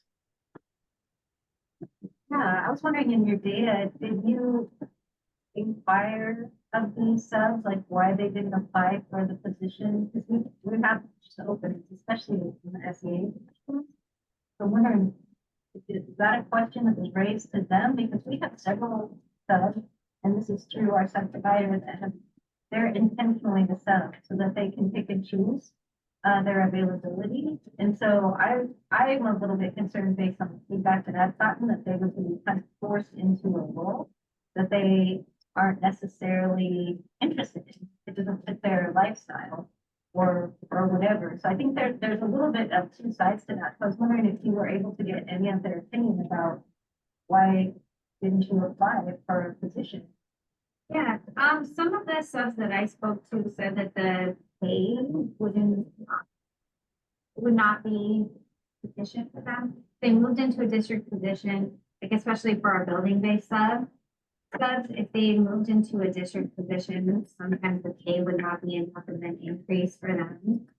Especially because then they would be eligible for benefits, but in some cases they didn't necessarily need the benefits. They were getting them from spouse or partner, so they would actually be like losing pay or whatever, or they would be. And then eligible for the opt-out. they'd be eligible for the opt-out, but their pay increase was not sufficient, and then the rate at which they would be paid would cause them, because as substitutes they're paid like weekly. And so if they were to move into a district position, they wouldn't get paid for substantial length of time. And then, when you're a lower wage worker, that's a hardship. When you're living paycheck to paycheck, especially if it's a weekly paycheck, to then go a month or more without being paid. Annualized. Yes, and with it being annualized, that's a hardship for people. That's another thing too, is when people look at the hourly rate and they calculate that out in their mind to be a specific amount, and then they get their first paycheck and go, oh, my pay's annualized, and it's actually a lot less than it was going to be. So that was one piece of feedback that some of our subs were like, yeah. So that's a sub reason not to be employed by the district? Correct. Not a district assignment issue. That's a reason that substitutes gave to not apply to a position in which they were long-term subbing. Was that financially it didn't make sense for them. And do you think that this language would make them have to be an employee? I'm just answering the question that you asked. This language will allow the district to have subs even, for longer. Frankly, I think that, some of this was brought to us by a new member who was a sub for 2 years, who did apply and get classified position. And then was wondering why they didn't get any credit on the wage scale for their 2 years of subbing, which we have been working to address in the compensation article. And so that's when we got the data and we were looking at it, and it was pretty clear to us that, there are a lot of subs who are working almost the whole school year with the 60-day language. With 90 days, it certainly will be. It makes some sense that there be a workforce that likes the flexibility. But also, we don't love this. We would like it to be more dedicated, classified members of staff. And we know that it also must cost the district as well. And so us having that conversation is healthy because we don't want, we would rather the district be preserving their funds for more classified staff, or for raises for classified staff, or to pay SEAs better so that fewer subs don't want to just stay subs, right? Moving to 90 days in our minds allows the district to spend more money on not your dedicated classified staff. Yeah, and I don't know the answer to this question, so probably we'll dig into it a little. I do think there's two different scenarios. Like if it was one where, it's 60 consecutive days right now, right? Whereas if we had no open position and you're working as a sub, your preference would be to work here as a regularly employed classified employee. And every 59th day, we're saying, I don't need you today.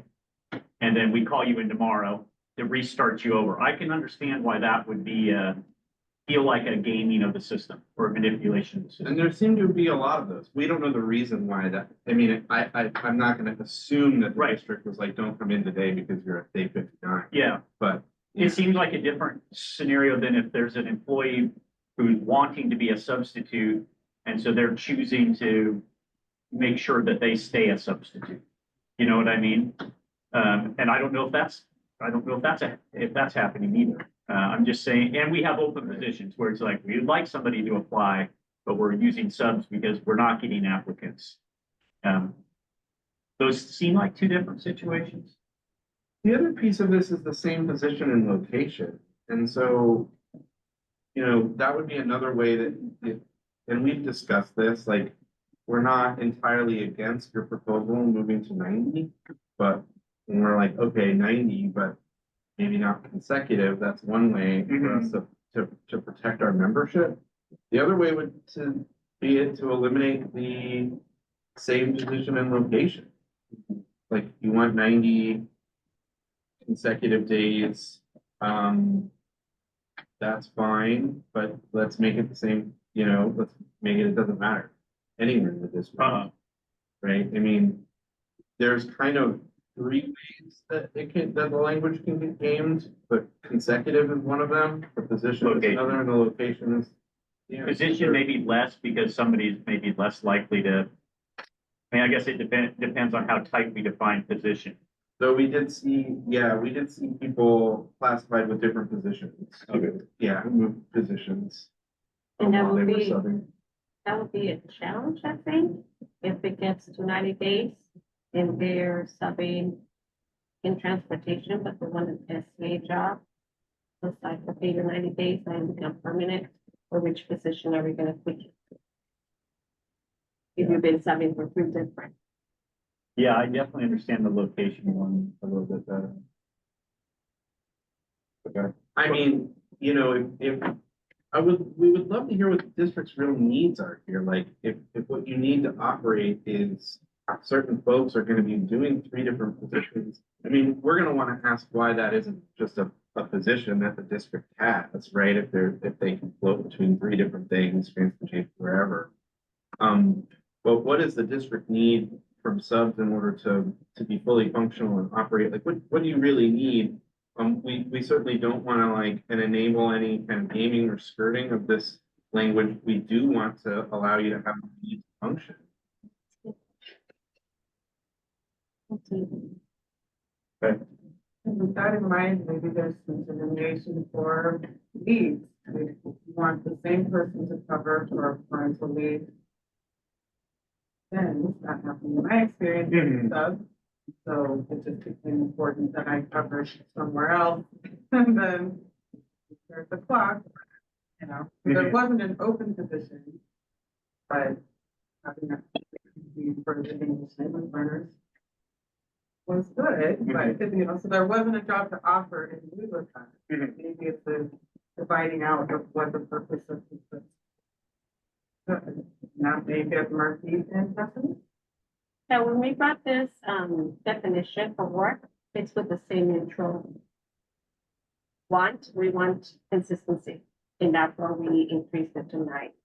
We wanted to make sure to address those subs that do not want to be part of the district, want to apply, because there have been other positions. So we wanted to give them the opportunity to continue as a sub. That's what they wanted, or please apply. Right? So that's what was the increase for the 90 days. It's for that consistency in the school for the students. Again, I think that we have been that. Yeah, Martha, is that because, so you had some people voluntarily opting out of continuing to sub because they didn't want to roll over into. Right. That makes sense. I mean, I think we would find the district's need compelling as far as what you need to fully function and operate. Other than that, you know, our need to protect our membership is compelling to us, and we hope it's compelling for you as well. And, you know, if what's happening is you have individuals who do not want to become full members of staff, and the district is paying more for them than they would hiring their members, I guess I would say we would not find that compelling, right? If you have a need to be fully functional, we want to hear it, and we want to make allowances for it, and work with you to be fully functional. But if what this is the district is going to pay more money for someone who just wants to not be a full member of HSD staff, we don't have a lot of sympathy for that, right? And we represent full members of HSD staff, and if someone wants to work for HSD and kind of come and go as they please, we don't think that that's the commitment level that our classified bring to this job in service to students. I think that's not our preferred either. I think it's a question of as no service for that, sometimes we have to opt for that. You know what I mean? Right. It's not the preferred model.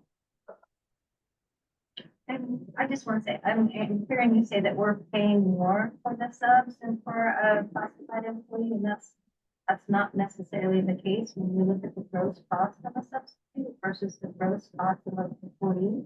That's part of a analysis we have to do before we even enter into the agreement to contract for subs. So I'm happy to share that information with you, but there is a savings for certain positions for those temporary staff that we use in subs for all classes. I think we would love to have that information, and that then leads me to this next question, because I don't think we realized that.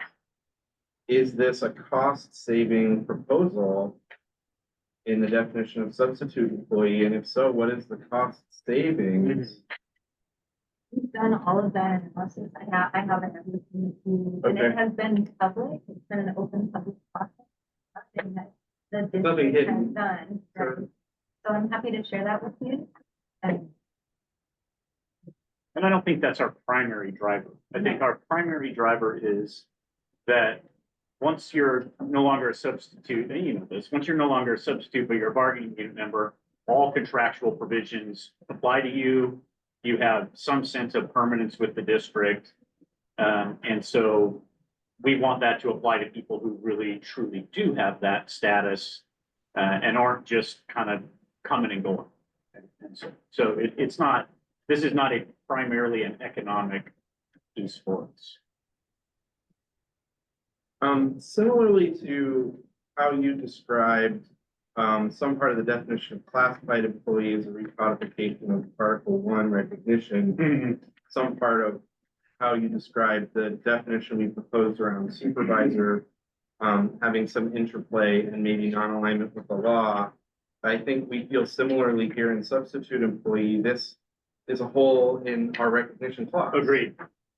You're right. Yeah, and so for the hole to be expanded by 50%, yeah, we're needing to kind of see what the district's interest in operation is here in order for us to really understand this. Okay. Happy to continue that conversation. Thank you. You have other questions about Article 2? I don't think I do. Okay. I think we anticipated there'd be work still to do in that article, so Thank you. yeah. All right, I'm going to turn it over to Michelle. And Hannah, And,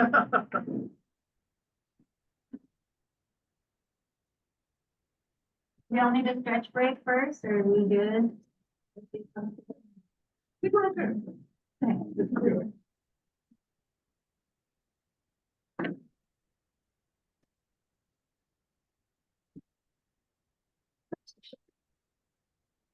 Wait, I have a question about substitute. yeah, In the Title One. Can you sub in the Title One building without meeting the law? Like. Sorry, Michelle just brought. Yeah, without meeting the highly qualified. I can verify that. I'm pretty sure that they have the requirements necessary. Feel like that could also be a potential barrier, because I do remember when I was in Title One building, that was a reason why some of our substitutes didn't apply for positions in our building, was that they weren't highly qualified. And so they were working as substitutes or weren't qualified for the positions. And that was probably temporary in nature. Yeah. It was probably a leave or vacancy that was. Yeah. Another reason that subs not necessarily want to apply is because they want to stay in the location and there's not a position in the location. Hey, Hannah, thank you. All right, Martha, when you say that there's a location currently that they're filling, but it's like a leave or something, is what you're implying, or? You I said that- think we're just the person is out or for a short Pick period up of any time. job and Yeah. act. Like, We may have 5 SCA positions open, but they want to stay in that one location.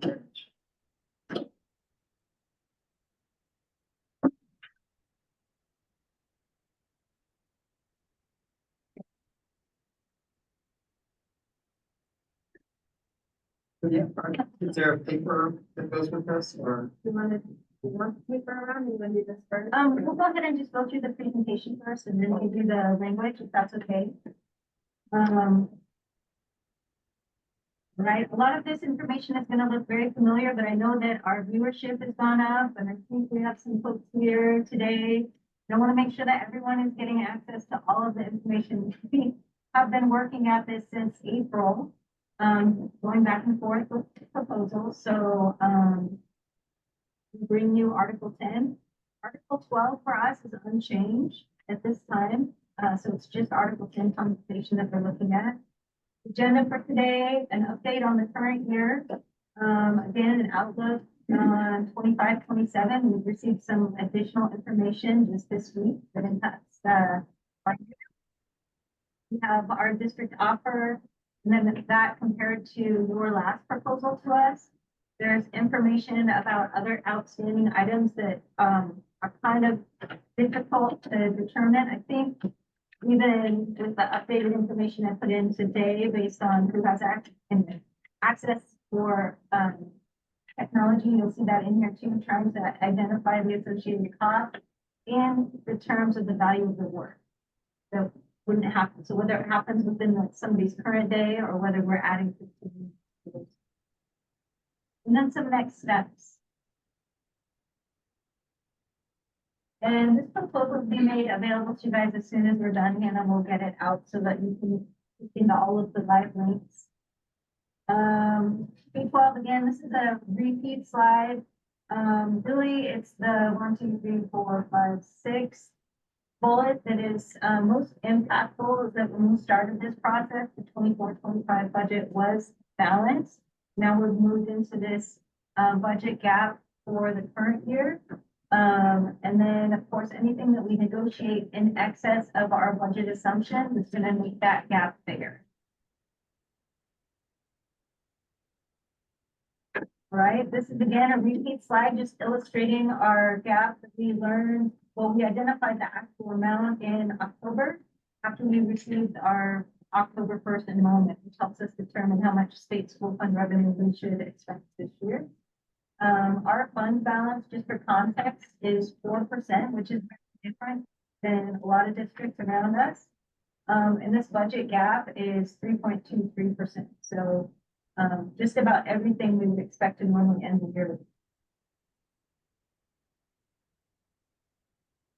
This is some of the mitigation strategies that we shared earlier. These were developed prior to our enrollment and our final number, but we wanted to kind of get started as soon as we can on making some changes that we felt would create some savings in our general fund without impact, well, minimum impact to schools and limited impact to staff. So I'm not going to read all of those. I think probably the most relevant to this group would be the reconfiguration of the bargaining proposals. And we've done that. They were non-regressive in nature because the total value of the 3-year package was higher than what we brought forward before. But we reduced the first year in order to increase the second 2 years. And that increase was super marginal as we have a lot of language items with dollars attached to them. Thank you, Hannah. Our approach to the offer, so the highlight there, we have our 3-year bargaining, which provides stability for members, but also helps in our planning so that there's less of this mid-year, what's going on? Restrict sustainability for the full CBA period. That's highlighted because at this point, we are pretty sure with all of the information we have that there is going to be reductions needed at some level moving forward. We do intend this agreement to be competitive and sustainable, student-centered, and then timely with clear implementation details. And that's why at the very end, I always cover like next steps. And this would be what has to happen next in order for us to be able to implement. This is the important information that we received on October 4th about employer PERS rates. There's been a couple pretty impactful articles that have come out about this topic now. So it's in the news. It impacts all public employers, which means as we go to Salem to do our advocacy this spring, we're not going to be alone in that. Every public employer is experiencing a sizable increase in PERS, and we will be in there in competition with them. So each percentage point is equal to a general salary increase percentage point. It's a percentage point, right? So for all staff, an average of a 6.53% increase, each point's about $1.6 million. And it's increasing the cost of the next biennium by about $21 million at this time.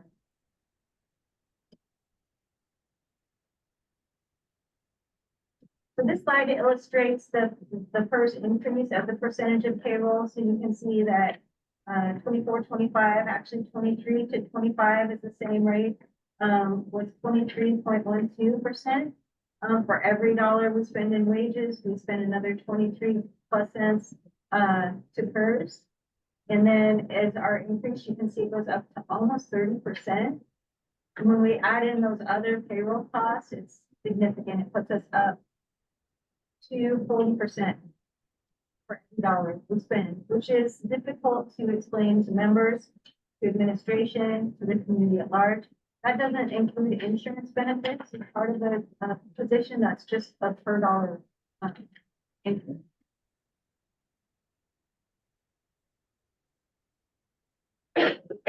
All right. This is a review of our last agreement, which we've been moving forward status quo. After many years, felt like it was just months of bargaining at the table. This is where we ended. So a 3% general salary increase each year with a $500 longevity stipend in years 2 and 3.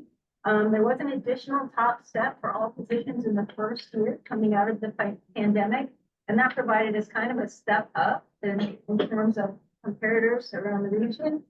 We have also incorporated a 3-year graduated implementation based on the wage and salary study that we did, and added the $1,200 bilingual stipend to staff who qualify.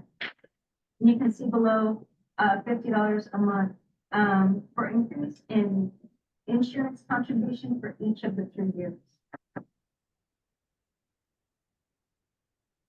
Again, this is just for your reference. This is the distribution of staff based on FTE. So it's changed a little bit. from this bargain, against the last one where we have fewer people on step 9.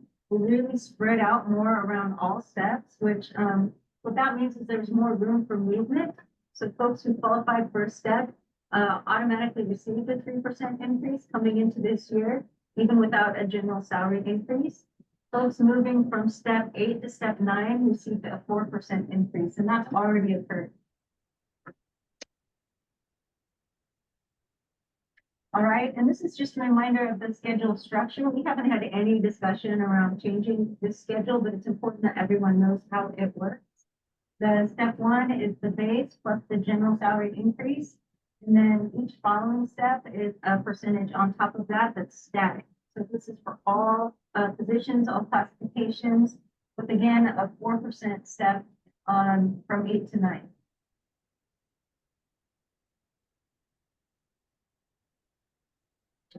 All right, this is the HCU counter proposal. I think we can go faster at this point. The one is we came back from summer. These are all here for reference. I probably should have hit some of them, but I like to look at them. This was our proposal back on the 5th. You can see there that our general salary increase was 3 in the first year, 3.5 in the second year, and 3.5 in the third year. Our total cumulative increase to, I want to say 80% of our staff of 19% over the 3 and $50 a month for insurance. Right, this is same, it just shows the dollar amounts associated with it. You can see that it's over a $22 million package. So that's not total salaries, that's just the cumulative increase over the 3-year period.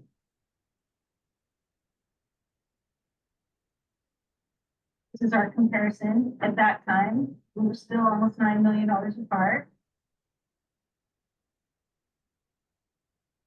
On the 19th, HCU came back, and this was the proposal. It doesn't include here the other increases to insurance, but they're not costed out as well. This slide is really targeting just the cumulative percentage over time. So you can see that that is cumulative of 25.5% over the 3 years is what the counter was by HCU.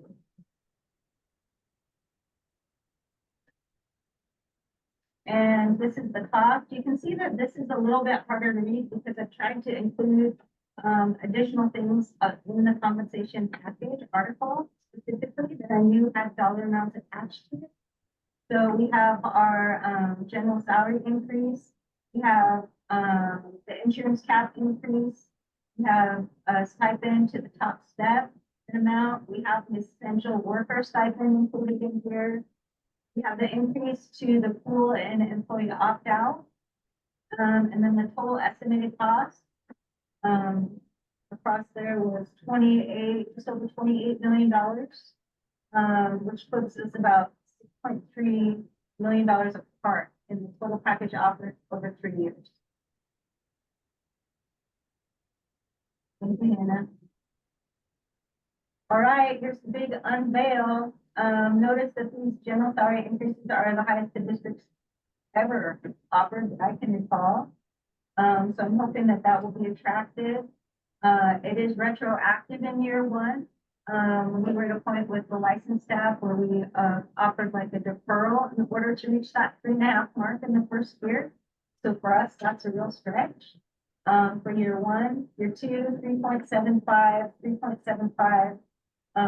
So again, a cumulative increase of step and general salary increase of 20% to, again, 80% of our staff based on what's offered here. We did lower the first year contribution rate down, and we didn't write out a proposal for this today, but we did lower that to 25 per month increase in the first year. So that is slightly different. Trying to maintain that bubble around getting through our current year shortfall.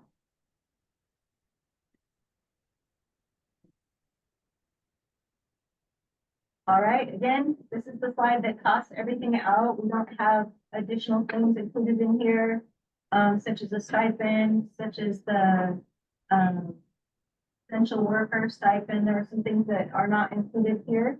And they're not included in our written proposal either. And we're kind of honing in and seeing what the priorities are that really come forward from HCU. It feels like, there's such a wide scope of interests and asks, and almost all of them have dollars attached to them. And as we are moving towards our final proposals back and forth, we're gonna have to like really think carefully about which of those are standing out the most.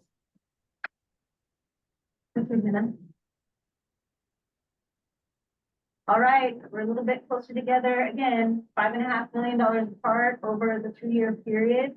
So you can see that we've definitely had a lot of movement here, in bringing this to close this gap.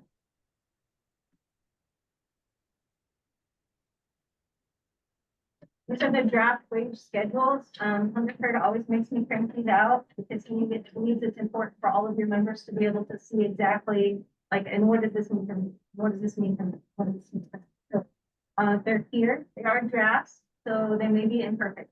And they're not final yet, but that's a good point of reference for people. All right, and so we recognize in your proposal asking for the SEA and the LMA new row C. We've heard some really heartfelt testimony, I think, around perceived differences in the positions.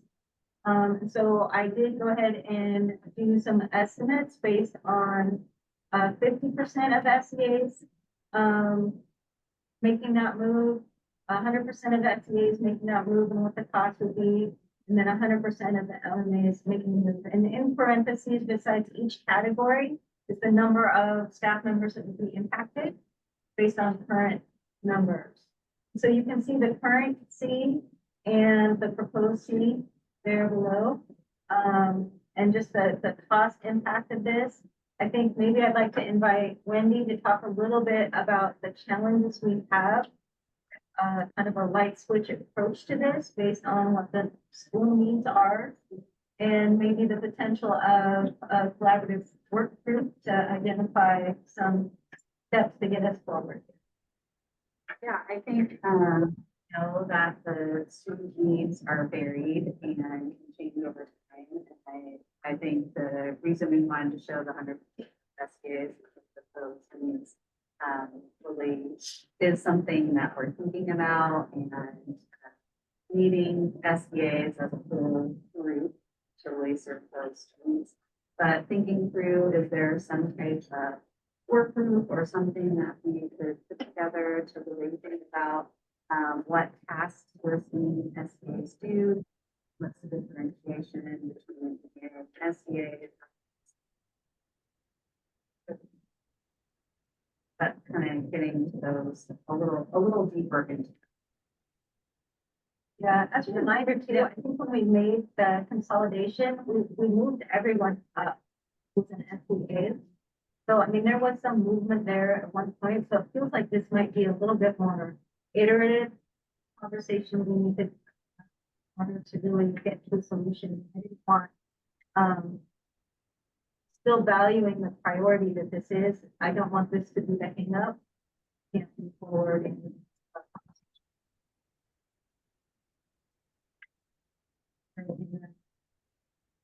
Question about slide, please. oh yeah.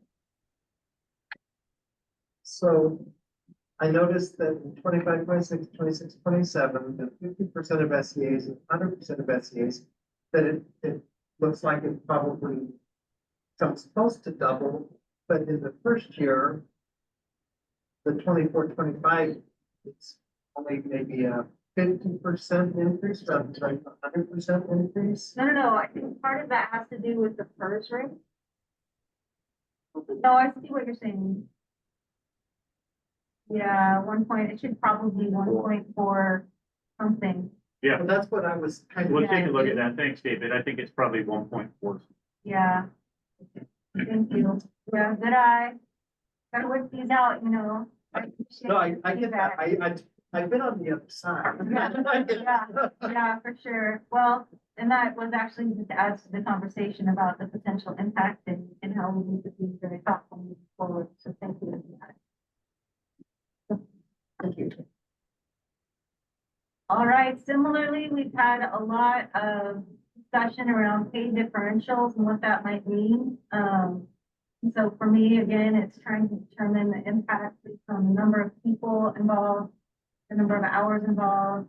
And for us, we had to identify exactly how many positions would qualify for this based on our current schedules. So I want to thank Hannah for helping me figure that out. And again, these positions, most of them are already receiving some type of differential, so this will be on top of that. And that's what the projected costs are based on. So we have our day, night, and nightly custodians, 62 of them. You can see across the years, again, the impact of the changes proposed here, beginning in 24-25. So I guess there's room for discussion around how much of this is implemented right away. Could it be phased in over time?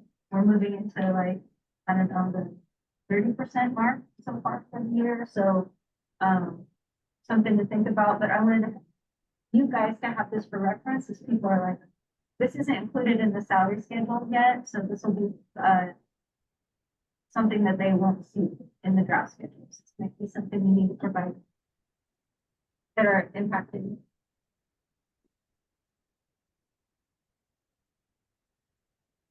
Okay, and these are the other things that I think have some financial obligation for, and they're a little bit, because it's language, it's hard to determine exactly what that is. The first one up there is we have the additional release time. We've talked about quite a bit about what's exempt, what's not exempt, how to track, should it be limited, that kind of thing. I think we'll continue to talk about that. Before employee rights and responsibilities. So this was before the proposal today, so bear with me on that. But I initially the price tag on just 15 minutes of work for every employee. So assuming that there wouldn't be a differential, we were just calling it that for as a united group, that's what we would be requiring. And then I got a response back that I hadn't done it quite correctly. We were really targeting to certain groups. And they're listed, I have that list as well, but they were already shared kind of in the proposal here. Turns out that's may or may not be accurate at this time. This was assuming we were adding to just those things. Okay, Juneteenth, we've heard loud and clear that for 11-month employees, we'd like that to be considered a holiday. The additional vacation days coming sooner, so total more days for folks that qualified, but also they would see them sooner in their tenure with the district. Yeah, the leaves, the impact of leaves, again, that's calculated more on the value of the work while the person is gone, not necessarily including the cost of the sub or the sub is requirement. Didn't get that weedy with it, so it's just the value of the time. And then on safety and health, the IEP meetings and personal property, there's a whole public safety section there. I don't have dollar figures. So there's a lot of language that's been brought forward to this bargain that I'm wondering, you know, in terms of timeline, if it doesn't make sense to pull some of that to study it, to put it in the hopper for an MOU for a later time, or if we're just that kind of dedicated to this process and in there until it's all of them, everything. The choice leadership, I think, needs to. Thank you, Hannah. The next steps, we're in it.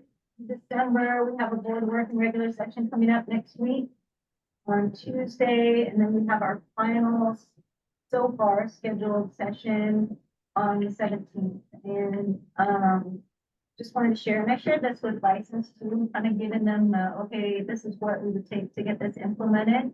We would have to have a full agreement on the CBA on the 17th. I've got a commitment from the school board to come back together for a special session if there is ratification right after that, so that it could be approved by the board and implemented in January. If we miss that mark, then it just pushes everything farther out, and I think that's a timeline we have to just think, like, really begin to plan for. Because you don't have, I don't think any of us have that on the schedules yet. We should probably think about it. All right, questions? I had some questions going back to the first, employer contribution rates.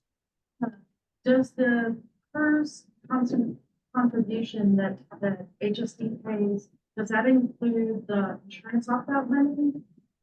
The, The money that you get as insurance opt-out? not what goes into the insurance pool, but what is paid to employees, yeah. That is taxable income.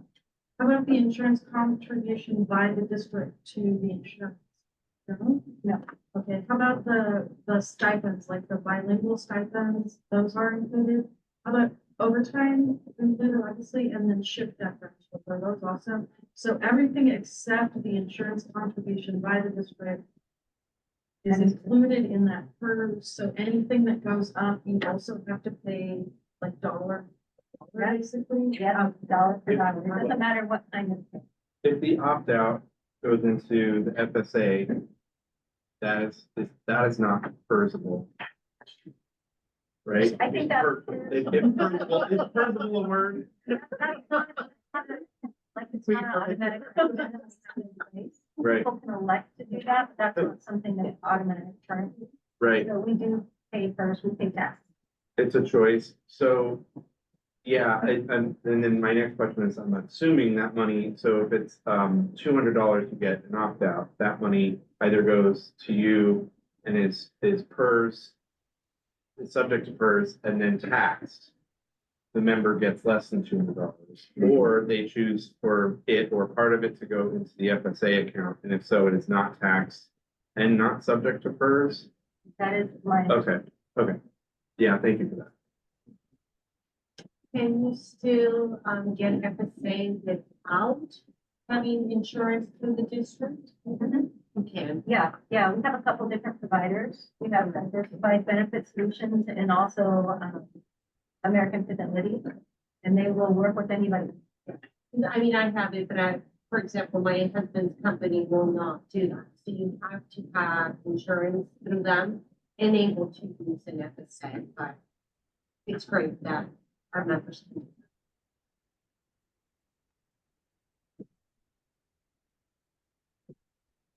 Thank you. We'll make sure this information is available for you. Thank you. Hannah can pass out the proposal, there's language pieces to look at as we go through this. Some things that I'd like to talk about as that's going around. A couple of things from us.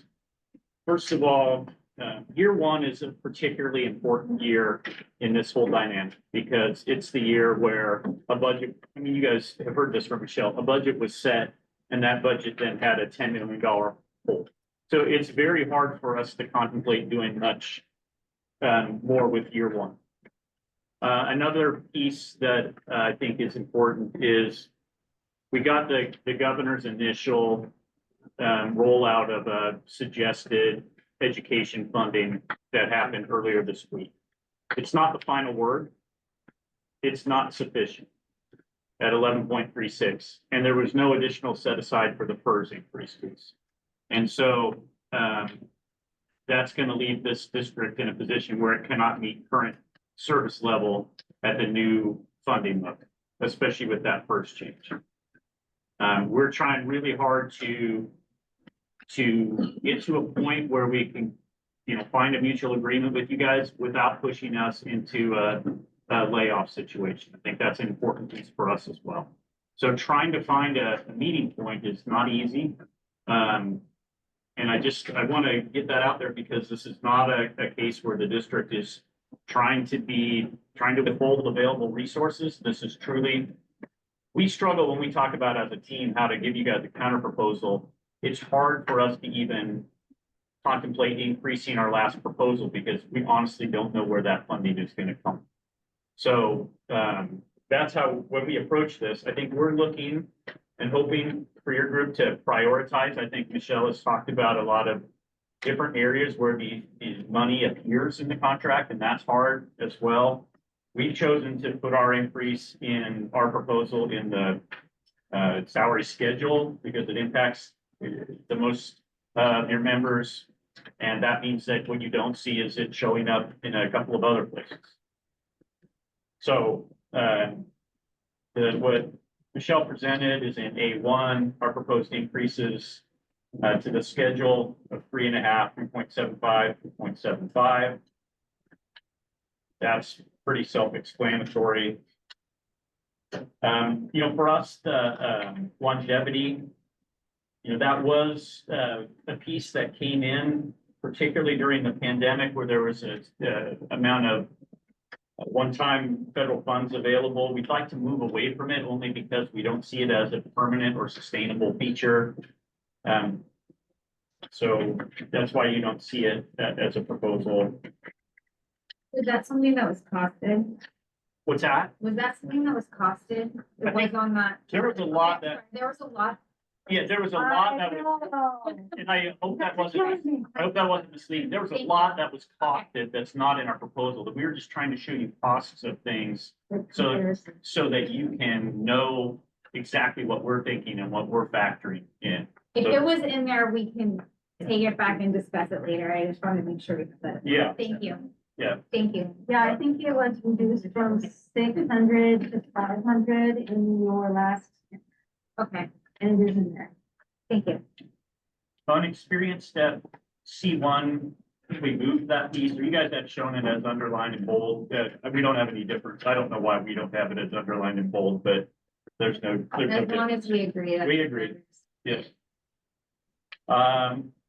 Oh man, on overtime, we didn't correct that 1201 to 12. You make that as a handwritten change. We agree to that. We've had some group discussions about how we're going to deal with union release. There may be some possible paths forward there.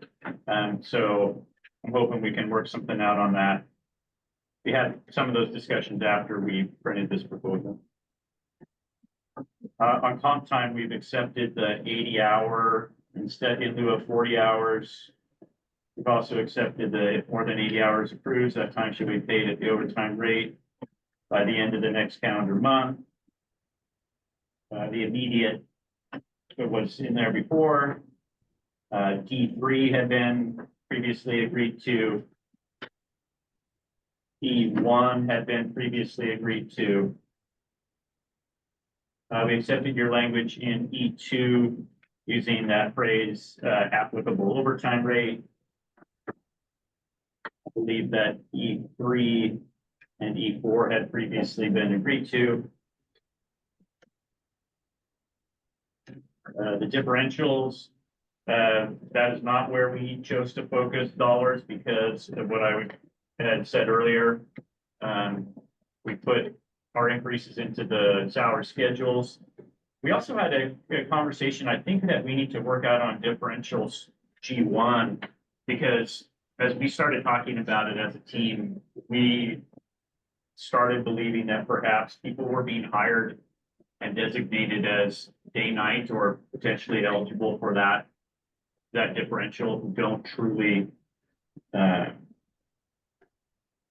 begin their shift after 1 and end after 6. So we need to do a little more looking into that. But the primary reason we didn't increase those differentials is not really, yes, if 20 cents has been there for a long time, I hear you. I think also that I can see the argument to increase that one. We chose again to put resources towards that salary schedule instead.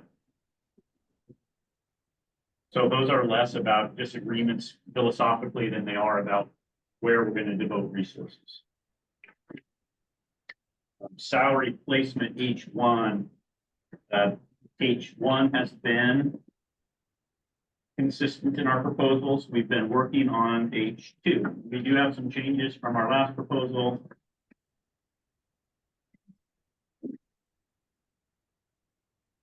I think our language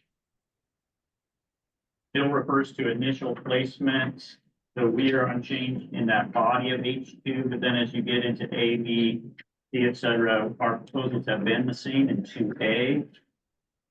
2B, we agree that a date certain makes sense, 60 days following publication, guidelines to submit an appeal, that makes sense to us. Our suggestion on how we deal with employees on a leave of absence is that we notify them at the time and that they would then submit an appeal. Our concern with having the 60 days tied to their return is we will get any number of deadlines at that point that Hannah's going to have to deal with. Like everybody will, not everybody, but many people will have their own individual deadline. So depending on when they come back from leave, that is going to be really hard to manage. So we feel like we need a set deadline on that one. So how will they be notified if they're on a leave of absence? Well, I mean, we normally still have some means of communicating with them, hopefully email.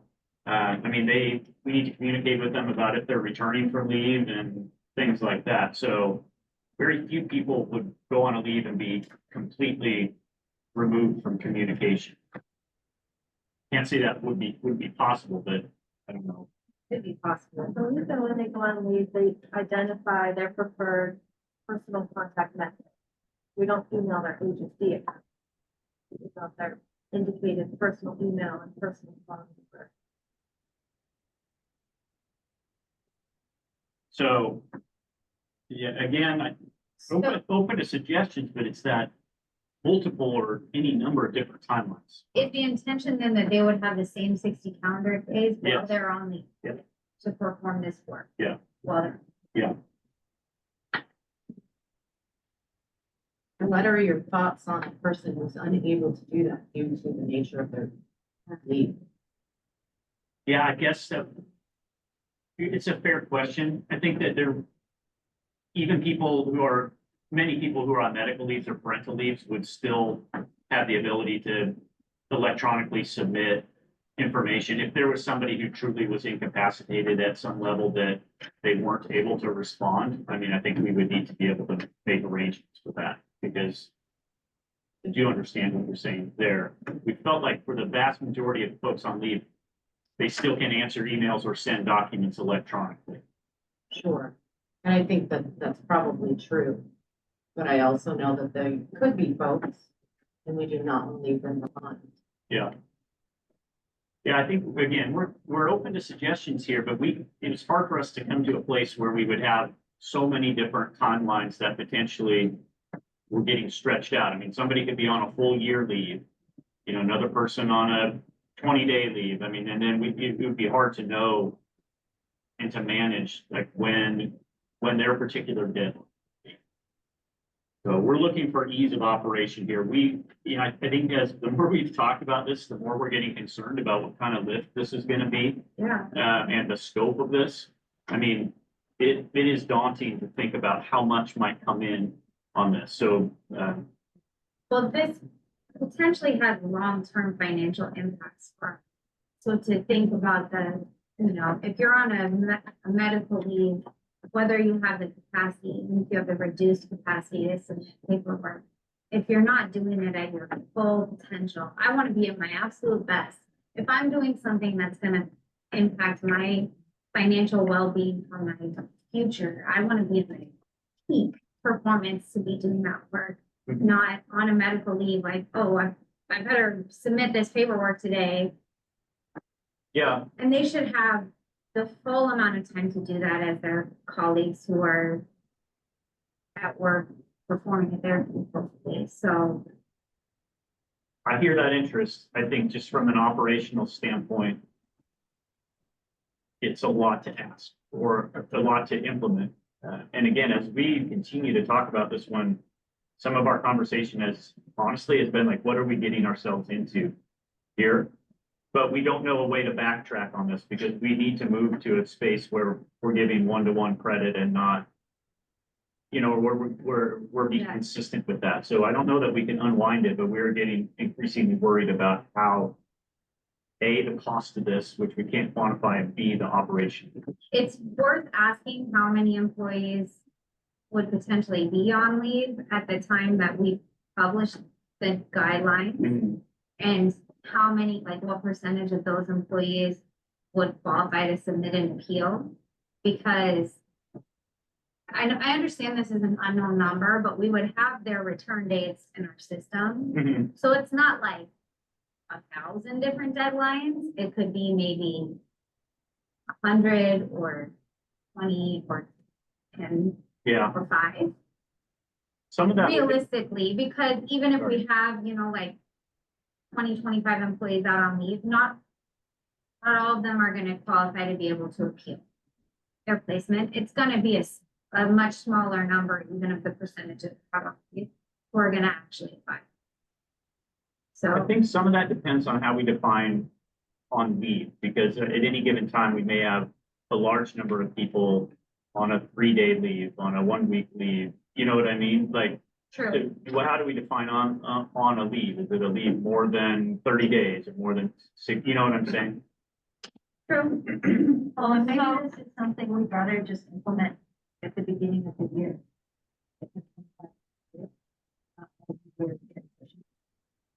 And even then, there's gonna be people on leave. I know, but a lot of people will be on leave and recover over the summer.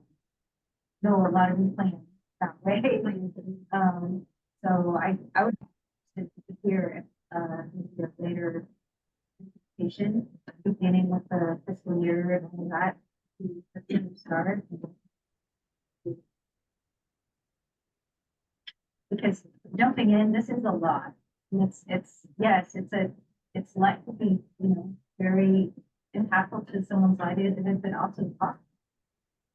So for us, doesn't hurt us to plan ahead a little bit. And You're right right. now we have upon ratification, what if we switch that up so that it gives us time to work out?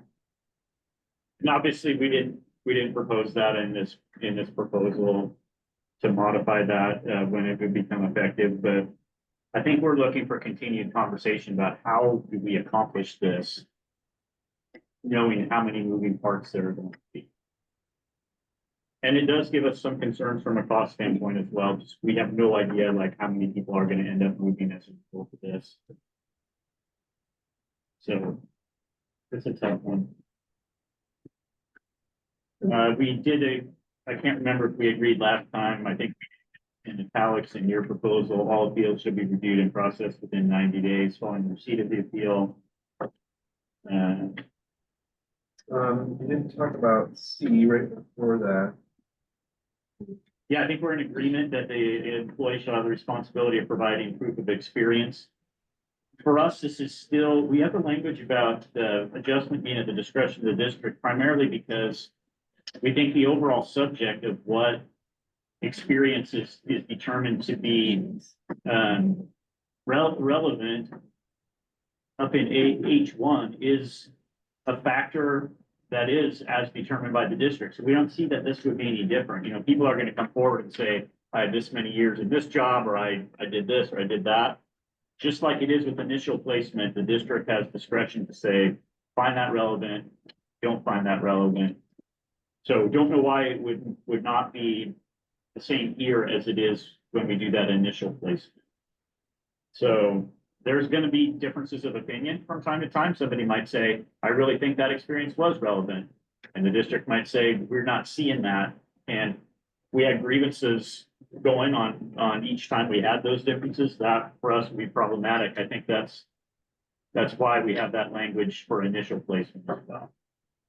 Is there some amount of, what happens when we have a member that comes to us and says, I have X number of years in this position, Beaverton, and I wasn't given a new initial placement through the appeal process, but my coworker has the same number of years experience in Beaverton doing the same exact thing and was.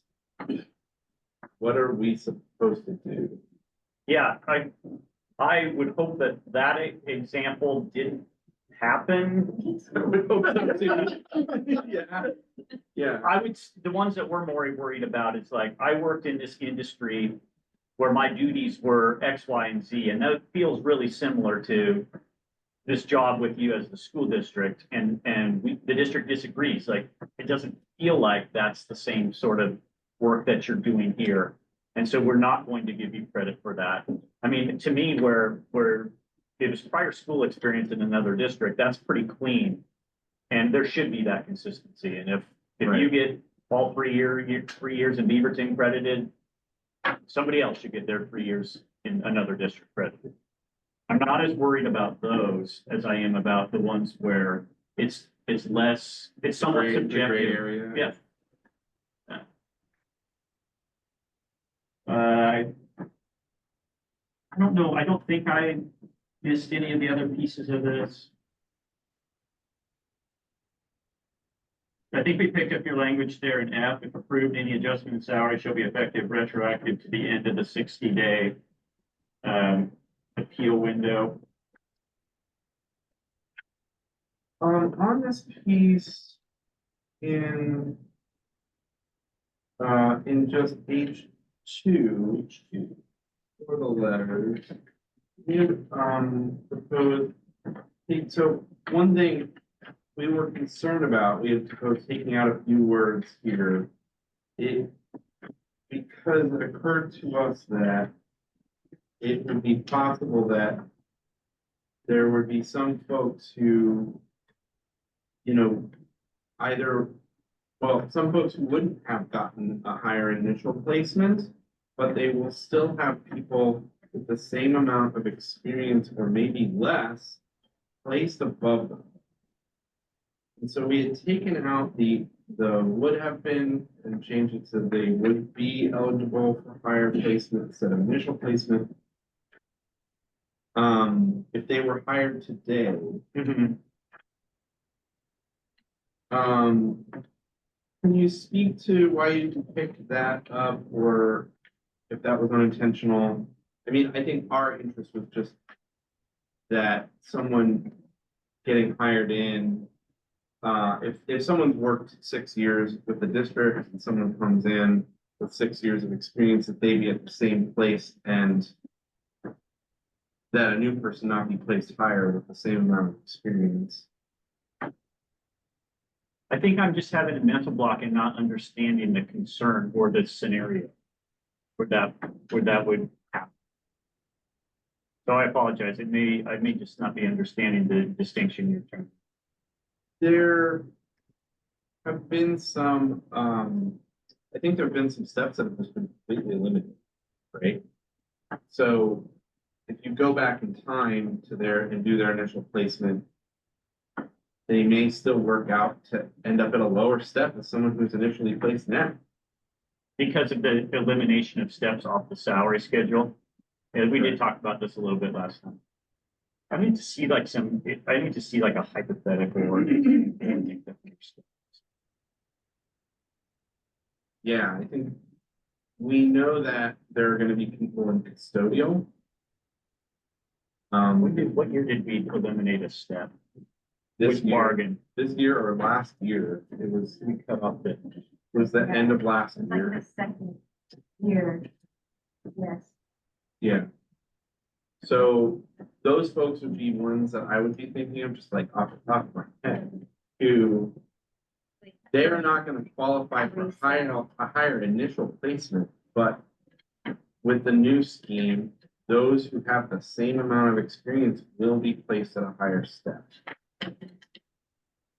And while we are very sensitive to our members in being upset about that change,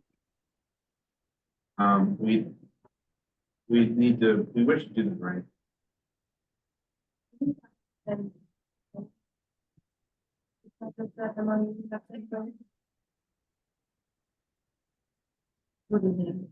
There, we already have new hires, so they'll be in place at step 4. So then if we adopt that as the new step 1, that's gonna happen regardless of what's going on with this appeal thing. That new people, that's what the deal we're gonna do. possibly above where people. Yeah, that's what we're saying. So if you were on step 6, so that all the stuff got eliminated. But they didn't get like reshuffled up to the new step. Get pushed up. Matched by dollar. Yeah. So they just got the same amount. New people got hired either like directly with them or, With experience maybe right? above So them. they're like, I've been working 6 years, brand new hires are getting hired right below me, or right in the maybe with me. So I should literally quit my job, And get rehired. reapply to the district, Mhm. and I would make way more. And we would love to Because avoid that. 6 years of experience. So I'll get, there's step 1 now is at step 4, so I could get, make a lot more money. And a lot of custodians brought that to us, and they were like, makes a lot of logical sense to me. It does happen each time that we do those interviews, so it just, it happened with bus drivers when we did that. Yes. And that's it. We do want to avoid, and some of We those wanna avoid members didn't have other experience coming into the job. Yeah. They would not qualify for a higher initial placement. But if they were hired today, they would qualify for a higher placement. Right, because they could take all their district experience and say, I've worked for you, for your organization, It's for applicable. 7 years, and I could be making more money for your organization if I took my experience that I went for you and applied for you today. I One could of make the more money. solution to that, instead of making step 4, the new step 1 is to just like backfill those other steps. Then the shift is, and it would be just like any of the other positions. So go, like, fix it and you and give everybody this. No, step 4, you just go backwards, you get like step 3, step 2, step 1. Step 1 would be the base pay. And then we would reevaluate all of our current staff based on their current placement and review staff. I mean, yeah, but then you're gonna have folks who just wanted to hire a higher step, getting hired at a lower Yeah, I step. don't know that that's the solution.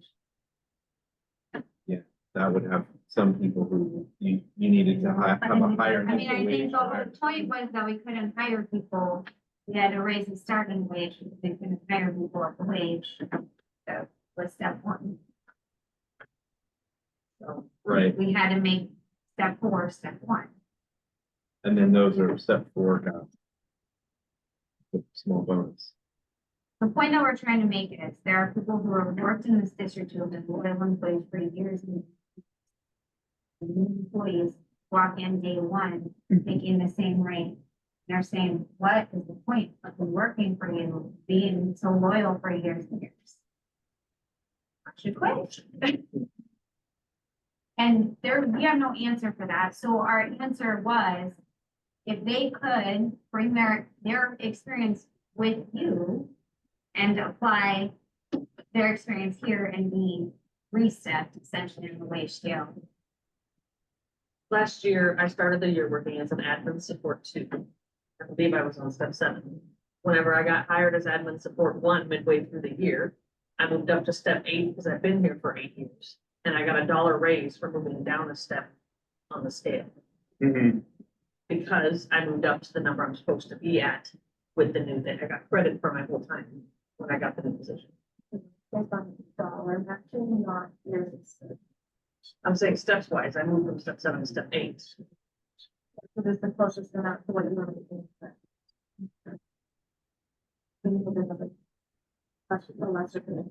Yeah. That But my wasn't the years of rationale, service, that wasn't the rationale for you being. but my years of service would have put me at step 8. I've got 8 years of service in there. But we had lost a step, we lost that step in the beginning. Where we got the pay, but we didn't get the steps number in the state. Yeah. Right, when we added the other step, so. Yeah, but we always try to differentiate between years of service and where you're at on the salary. Yeah. So. But when you're getting hired in, you're getting hired in on the salary schedule at the years of service at this point. Mhm. So that's what we're saying is people who weren't years of service working on dollars, whatever it was, if they've got 8 years and they're working at 6 or 7, somebody who comes in with 8 years of service now is above them on the salary scale. That's what we're trying to fix. It seems like, I mean, my biggest concern, I understand the logic of it, no question, but basically what you guys are proposing is a double step for every employee not at the top of the pay scale. Well, no, not No. exactly. What, Didn't to the be step clear, get eliminated at each? in we each don't want table? to, No, upon TA of a full agreement, we don't want to go and talk to our members and have even one of our members say to us, so you mean to tell me if I quit and get rehired, I will get more money? We don't want to have that conversation with any single, and we don't think you do either, right? So that's the thing that we want to avoid. I understand that logic and it's compelling. I'm trying to nail down what the impact, and if we eliminated a step we didn't eliminate a step in No. every salary table? This is fairly specific to our custodial employees. Maybe, no, I don't even We do it think. in transportation. We'd have to review transportation. I don't think it impacted the same way because I think I everybody, think they bumped people automatically to Every- every steps. everybody got bumped. That I would be think everyone's. our custodial MOU was a different MOU and it impacted our custodial staff in a negative way. I'm- That were at the top, that were towards the top of the, Yeah, but I guess what I'm saying is that MOU aside, we eliminated step one in every salary table in the last contract agreement. yeah, and that did not negatively impact people's wages. But it will based on what you're saying, because I'm a nutrition assistant and I'm on step 3, but I would have been on step 4, I but get we what you're eliminated saying. a step, but now you're hiring a new person with the same experience. Yeah. They're gonna be higher than me. That's correct. We're gonna give a double step to every bargaining unit member who's not at the top step. That would be not possible. How long ago did those steps get eliminated from all of the wage schedule? We did that last part. I think we froze. Yeah. I understand the logic. It's like I don't disagree with your logic, but Yeah. the fix is what's prohibitive. Is big, because the steps are, they 4%, Yeah, three. they're 3. So, It's we're from step 8 to step 9. I see. and Michelle, I think your chart just showed us that 80% of our folks are not stepped out. Correct. Yeah, So- about 20%.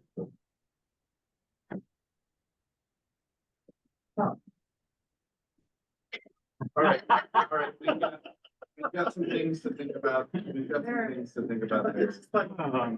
Scratcher. Yeah, I think we'll take that discussion into our caucus room.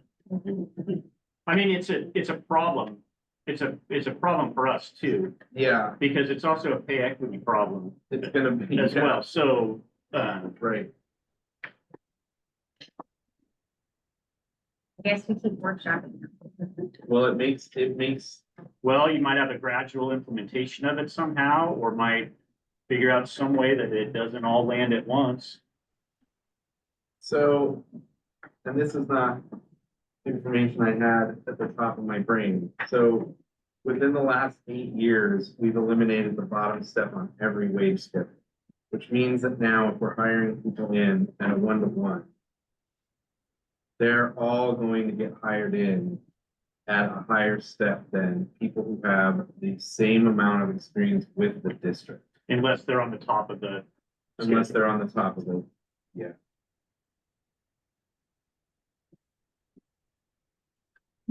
Okay, that's stuff for us to talk about in our caucus room. Thank you for that. Well, I mean, I don't know if it left us in a better spot, but I appreciate the understanding what the root problem was. And you did talk about it last time, so. Yeah, no, but now I think we're even more fully understanding the problem. I don't think that it helped us, though it did help us get to a place of mutual understanding, which is positive. I like it. Wait, you mean everyone? So just a couple of other pieces I'll hit. We're almost done. Yeah, Some minor changes we made. We deleted in L the language that you deleted because their job requires them to travel throughout the district. thank you. As much as we see the value of the bilingual stipends, again, we've we've, directed available money, I think, to the salary schedule. Essential work, the essential worker stipend, our suggestion was paid in full in their November paycheck. We talked last time of, we had originally, I think, proposed it being paid at the end of the year, and then you guys had some good points there, and so we just picked November paycheck. The SDA one is a twofold issue for us. The cost, which we saw is about $1.5 million to make those switches that you proposed in that schedule. Feels daunting for us. And then I think Wendy brought up the desire to have, I think, maximum coverage at that, what would be an SEA 2. And that's within the varsity. Yeah. So I've got a question about that. So the district currently has classified employees move between classification between different wage grades and schedules. Like a working out of class scenario? Split position. Yeah. Yes, How many people are doing that? Like that are like EA and SEA? a lot. No, I wouldn't say the majority, but And that's an hour tracking thing that happens? That's an hour tracking thing that happens? So in a given day, they could start the day as an EA and then yeah, halfway that's how through the they're day. posted it too. They're posted as like 2 hours EA, 4 hours SEA. Okay. And it's also sometimes admin support. Admin support, 2 hours. Hours. The special education secondary. That's it. I mean, if the district has a demonstrated ability to do that with certain classifications, I don't see why you could not do that with SEA 1 and 2 as well. Especially if you have an understanding of the folks who, I think when we talk to our members, there are people who are definitely like, I do this job, I don't do the other one. And vice versa. And then we have folks who are like, I don't do that other job, but I'm happy to cover, and I know those people. I'll do that work, step in when I have to, but I don't want to regularly. And so if the district has a demonstrated ability to do that with certain positions, what would be the challenge with this one? I think the difference is that both groups are serving our students who are on campus.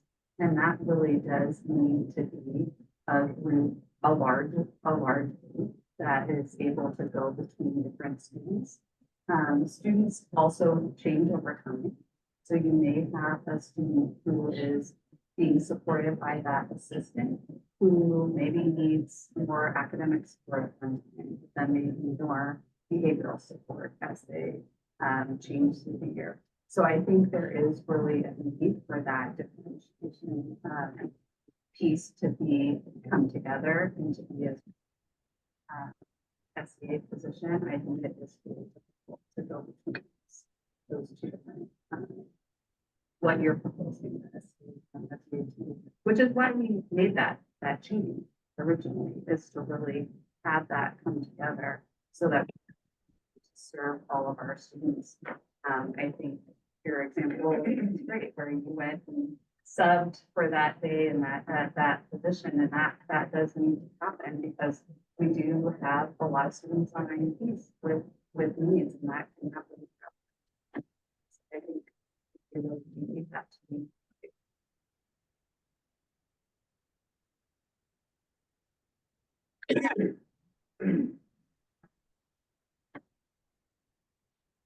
Other questions?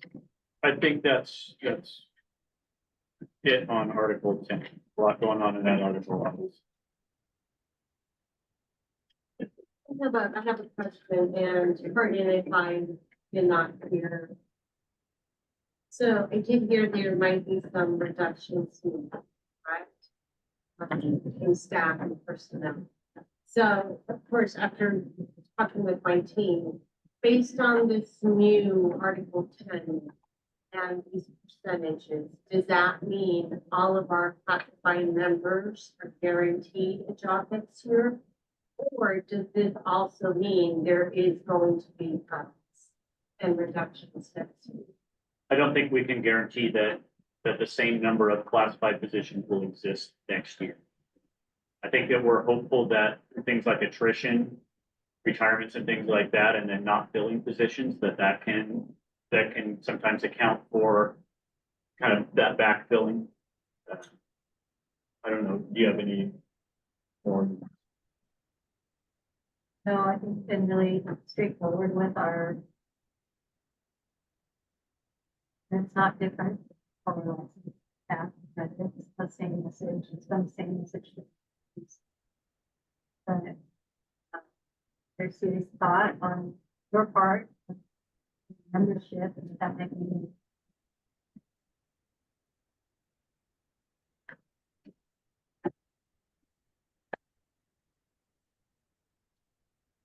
Thank you.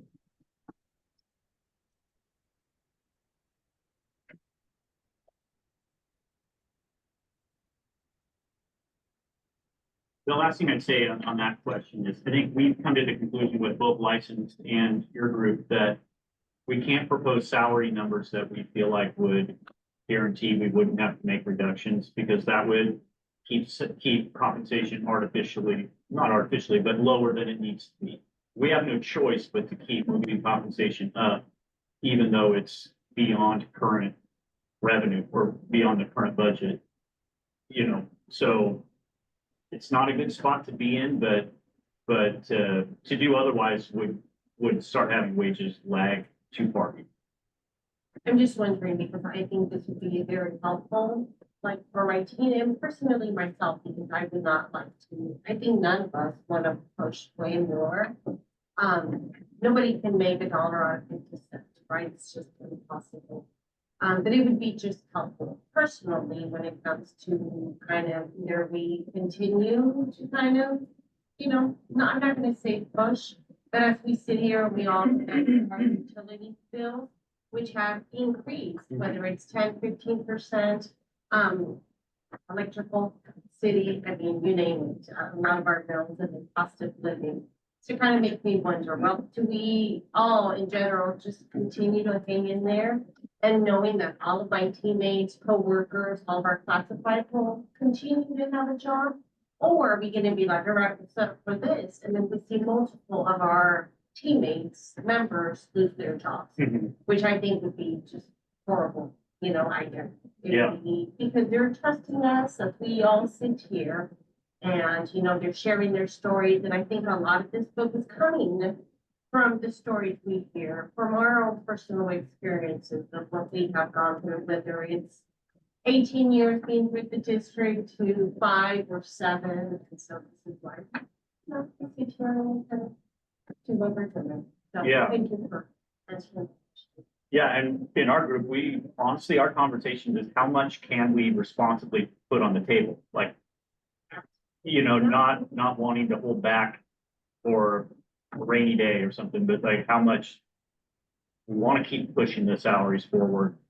We would like to more than we've been able to propose. So just trying to find that responsible.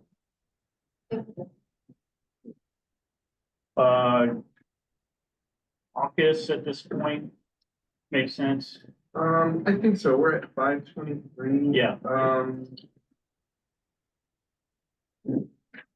Yeah, unless we want to talk agenda now. Do you think you might come back with any other? I don't think so. Okay. Do we Yeah. want to maybe talk agenda? Yeah, that sounds like a good idea. I'm trying to, Hannah keeps me on track with this, like who's got what at this point. So agenda wise, what what we would likely be coming back with. Obviously, you guys gave us 5 and 12 today. We need to figure out who actually had holidays. Yeah. Come back to. Yeah, we had a difference of thinking on that one, and I was recalling it that when we presented it last time, it was not with a piece where you were wanting, and I said something to the effect that to talk about it more, we would need to really consider it with all of the other financial pieces. My last paper in here is blue. Okay.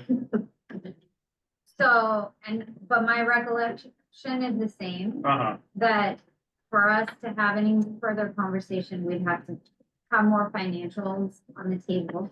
Because we last spoke about this on September 5th.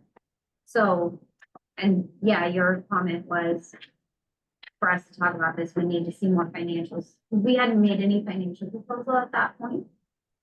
So we've spoken quite a bit about financials at this Yeah. point.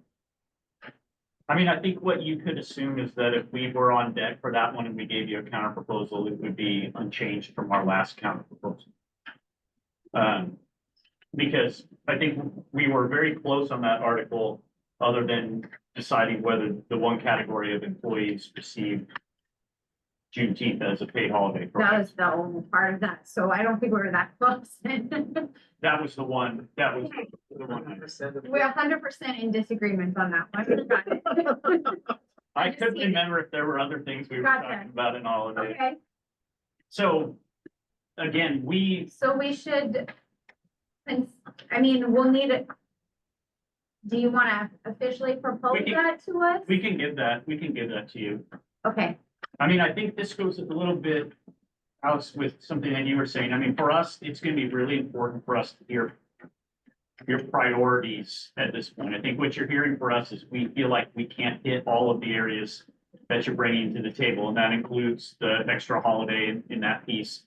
And so, we really are asking you to be a partner here and to, as much as you can, prioritize, like, what are the most important things that need to be addressed, knowing that we won't have the ability to respond to all of them. Yeah.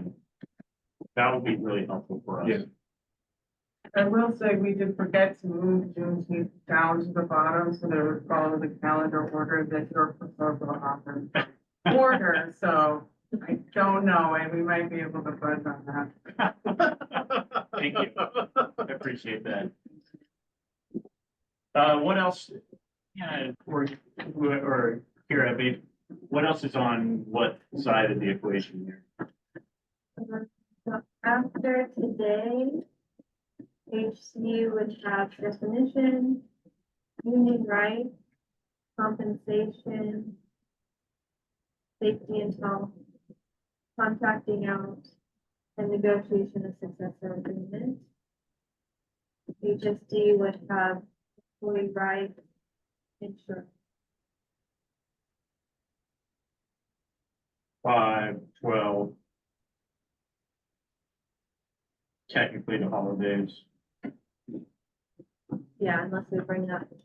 Yeah. The next 30 minutes. We're gonna see I can put it through. Thank you for that. Article 19 is partially on our side. that's And then the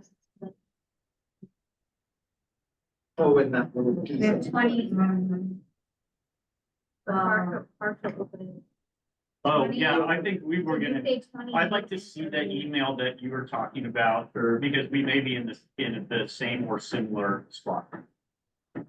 Okay, I think that one we can maybe do asynchronously and come back to the table. Yeah. Be in a better place. Okay. We do owe you a completed 19, so that would be on our agenda. And actually, I would love to do a quick sidebar.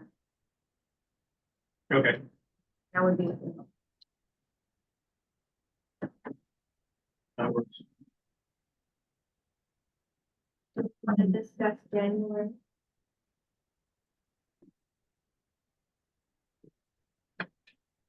Just in general. There we have it. We don't think It's a nice one. we can have it. We can have that. I'm looking forward to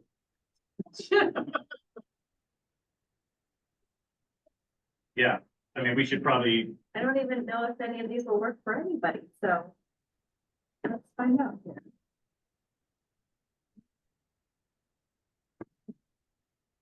January 7th is available from 9 AM to 2:30.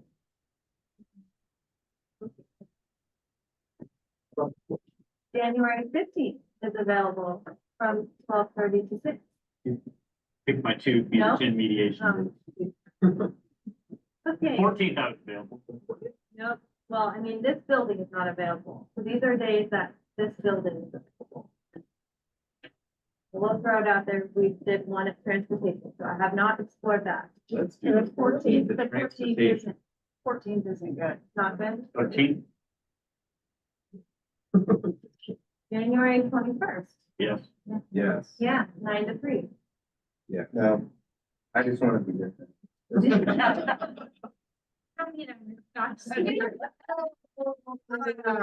Everybody. HCU. January 21st, from what time to what time? 9 to 3. Got it. Do you want another one? What else do you got? 28, Yes. 9 Sure. to 30, Yes. or the 30th? 9 to 3. Either. Yeah. Wait, 9 to, Yeah, 9 to 3:30 on the 28th, you said? 9 to 2:30. Okay. On the 28th. Only a week apart, it's on the 21st. It's great. 30 is completely open for me. You want to do the 30th, and it gives us like 1 or 2 extra days to prep. Okay, well, 28th works. 20. Yeah, okay. Thanks, I mean, Anna. that's a ways out. Yeah, I know. So you're not available for anything? for this? Well, you were naming only the dates that this building was I available. know, but now I'm considering. Renting a 14th is just a bad day. Yeah, no, we've got other stuff, or I've got. Is other the stuff going 7th on. a bad day? Wait, are people still gone? Oh, we're back. aren't We're we? back on the No, 6th. I said the 7th and it was a no-go. It's a Or bad the day 7th. or it's just a bad day here? Friday It's the mediation. available here, but this side was not available. That's it. This. That's it. Cannot be here and the mediation. No, You don't even want to be here the next day. that's true. If it's as far out, we need to schedule another special session. With the school board. Yeah, well, the 28th is the regular session. So there's a work session on the 14th and the 28th is a regular session. So The challenge is that it needs to be agreed to by the ratified. Ratified, and I don't know how long your process might take. A couple days, I know license needs like a week. I don't know what your process is like.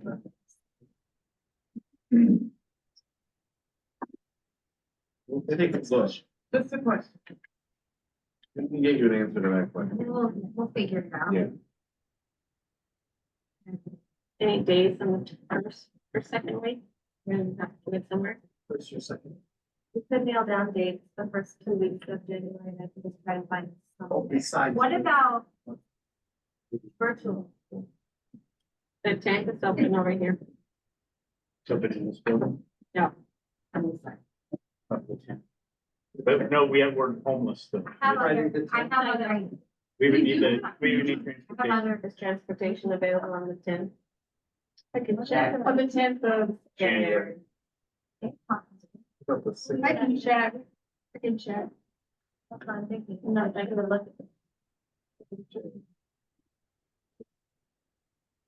What's that? So maybe the 10th? Maybe the 10th. Maybe the Hannah, 10th. will you That's send the me, 10th, that may be fine. What? Are you free? 16th, what time? Hannah, On the just, 10th? Hannah, why don't you call me tomorrow? We'll coordinate. See, I'm just trying to see what people could show up to. Okay. So the 10th is a Maybe. maybe. So what time on the 10th? What maybe time? Correct. Always try to do it in the Friday. 9 to Try to do it all day if we could. That's Anna, you're they gonna send probably out won't.